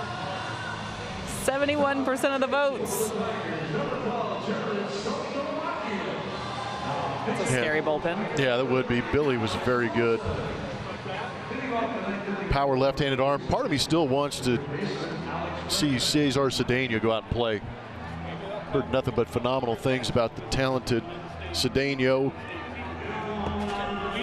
Yeah, he could do everything. Unbelievable talent. But Billy Wags wins today's Stropole as we head to the ninth. And the new pitcher for the Tigers, pitcher number 6 tonight, is Alex Wilson. We saw Alex Wilson last night. Again, fastball, changeup, curveball, slider from Alex. Alex versus Alex as Bregman takes a called strike.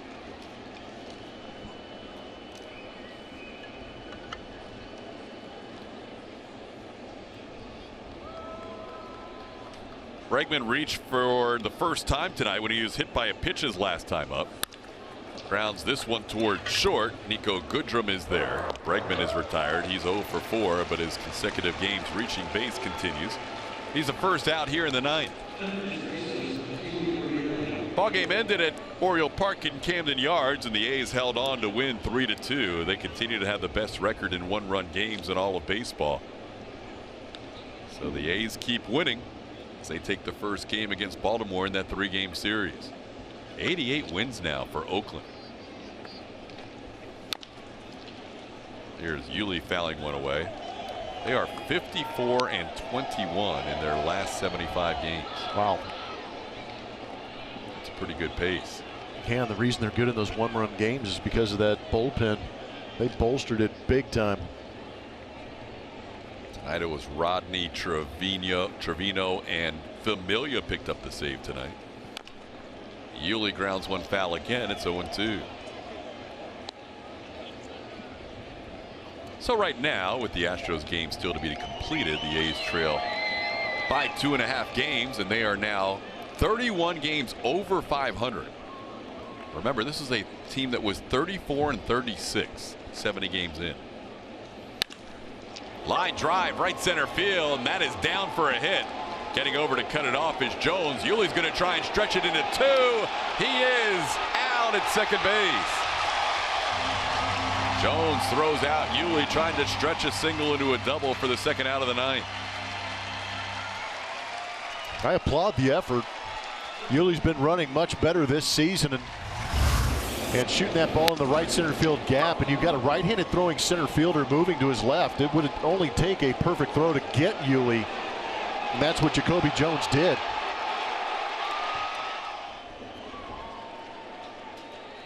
Kind of slows down as he slides. Good job by Goodrum to go get the torso, but they're going to review this. AJ's going to take a look. Why not? Yeah. Ninth inning. Not like you have a lot of time to use that challenge anyhow. So they'll see if they can see some sort of angle that may indicate that Yuli could have snuck in there. Jones did a good job both getting to the ball in a hurry and then making that throw. As you said, moving away from his natural throwing position. Alex Intron telling Yuli, keep the helmet on, you never know.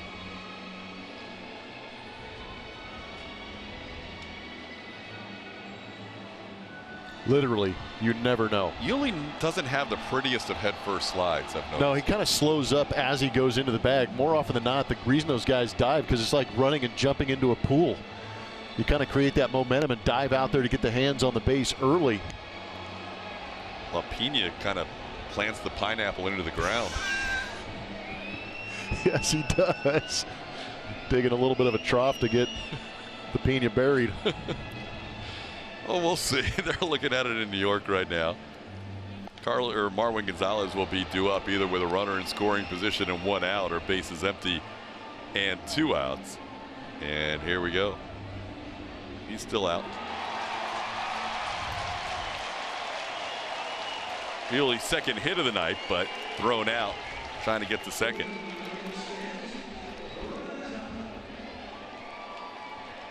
And that'll bring up Marwin Gonzalez.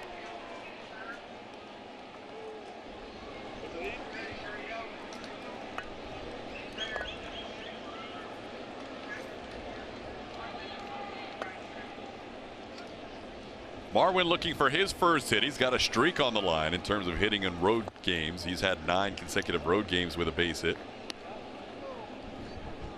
Chris Davinsky warming up. Devo sighting. And Roberto Osuna also warming up to his right.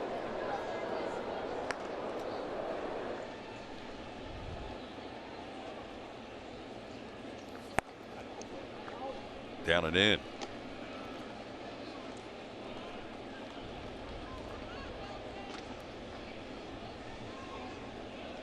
Marwin has hit the ball hard a couple of times, lining out to right in the 3rd, lining out to left in the 7th.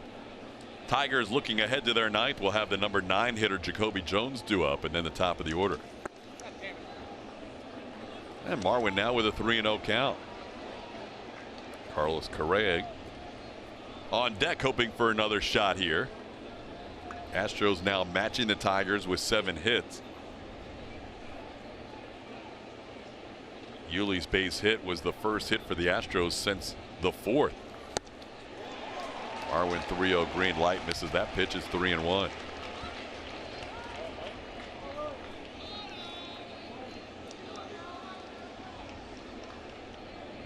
No, the Astros didn't have a hit since the 4th. They did have 5 reach base in the 6th and 7th combined. 2 walks in the 6th, 2 hit batters in the 7th, and an intentional walk.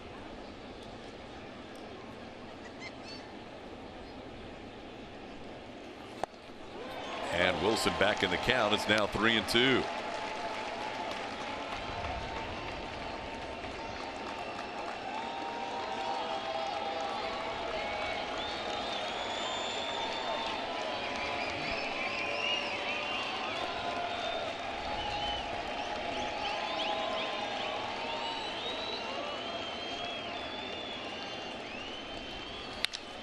Into center field, coming on Jones. Jacoby will get there to put it away for the final out.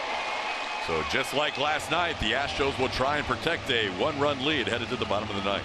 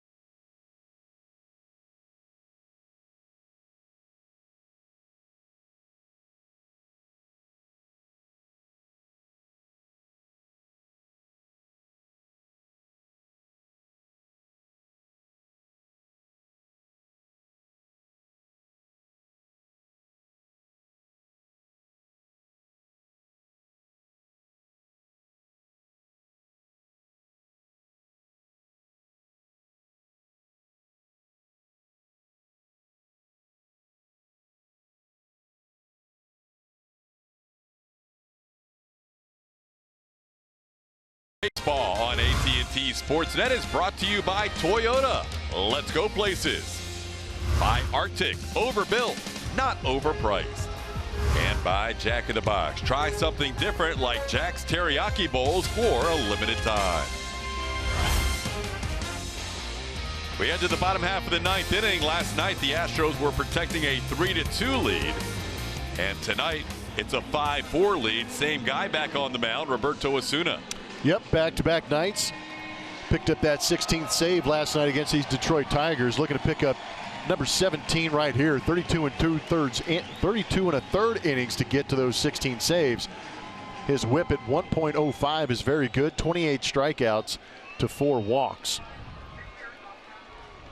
Osuna is the 5th bullpen arm that A.J. Hinch has used. All of his other 4 going exactly 1 inning. Will Harris, Joe Smith, Hector Rondon, and Colin McHugh. And Osuna starts off Jacoby Jones with a strike. Jones has the big blast in this game for the Tigers. His 3-run home run turned a 5-1 game into a 5-4 game back in the 4th inning. Tigers with 4 of their 7 hits in that inning.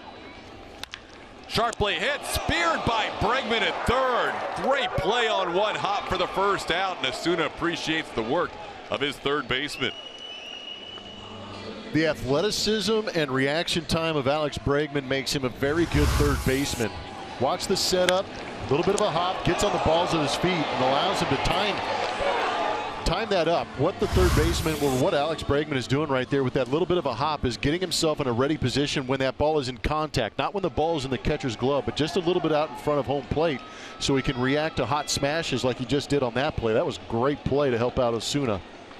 Last night, Osuna got a great play from Carlos Correa to help out in that save situation. And now he faces Jeimer Candelario and gets a swinging strike.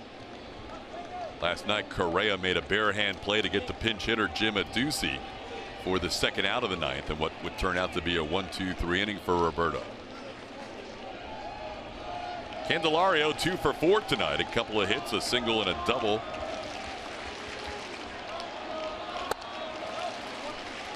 And the count's 1-1. Astros need a win to maintain their 3-game lead in the AL West.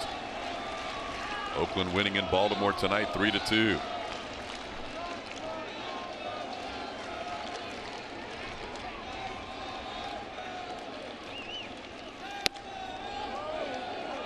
Upstairs it's 2-1.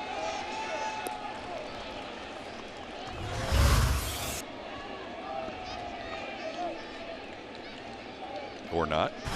Wow, it's a lot of baseball in the zone.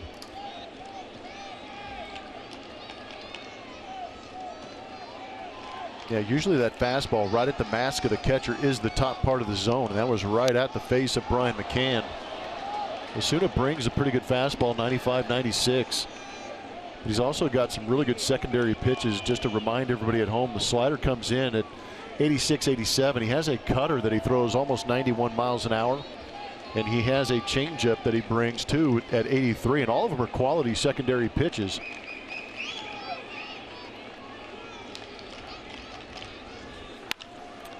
Gets a pop-up on the infield. Bregman, after making a great play, will have an easy chance here and puts it away for out number 2. Osuna has faced 2 batters and retired them both. They'll now face the young left fielder Kristen Stewart, playing in just his 3rd major league game. Stewart made his debut on Sunday as a pinch hitter against the Cardinals, called up before that game. Got his first hit last night. Tonight he's been on base 3 times, a couple of walks and a single. Stewart at AAA, hit .264 with 23 home runs this year in 122 games. Takes a strike.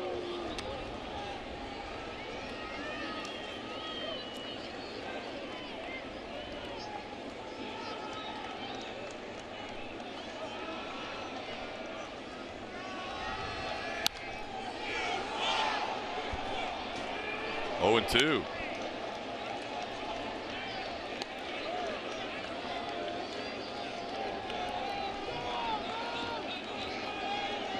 Stewart, first round pick in the 2015 draft, facing Osuna for the first time. Down in the count 0-2. And he got him. Roberto Osuna, a 1-2-3 inning. He has been perfect in his career against the Tigers. 7 games, 5 saves, and has not allowed a run in 7 2/3 innings. Tonight, he preserves a 5-4 win for the Houston Astros. They have won a couple of 1-run games in this series. And Blummer, this has not been easy, but a pretty big win considering what Oakland's been doing lately. No, they're huge wins. You're trying to keep pace and keep ahead of the Oakland A's, who refuse to lose. But the Astros last night win ugly. Tonight they win a ball game where they had some home runs, put the runs up early, and then basically shut it down the rest of the way. Framber Valdez struggled a little bit, but the bullpen again goes out for the Houston Astros. AJ plays some very good matchups to get to Osuna.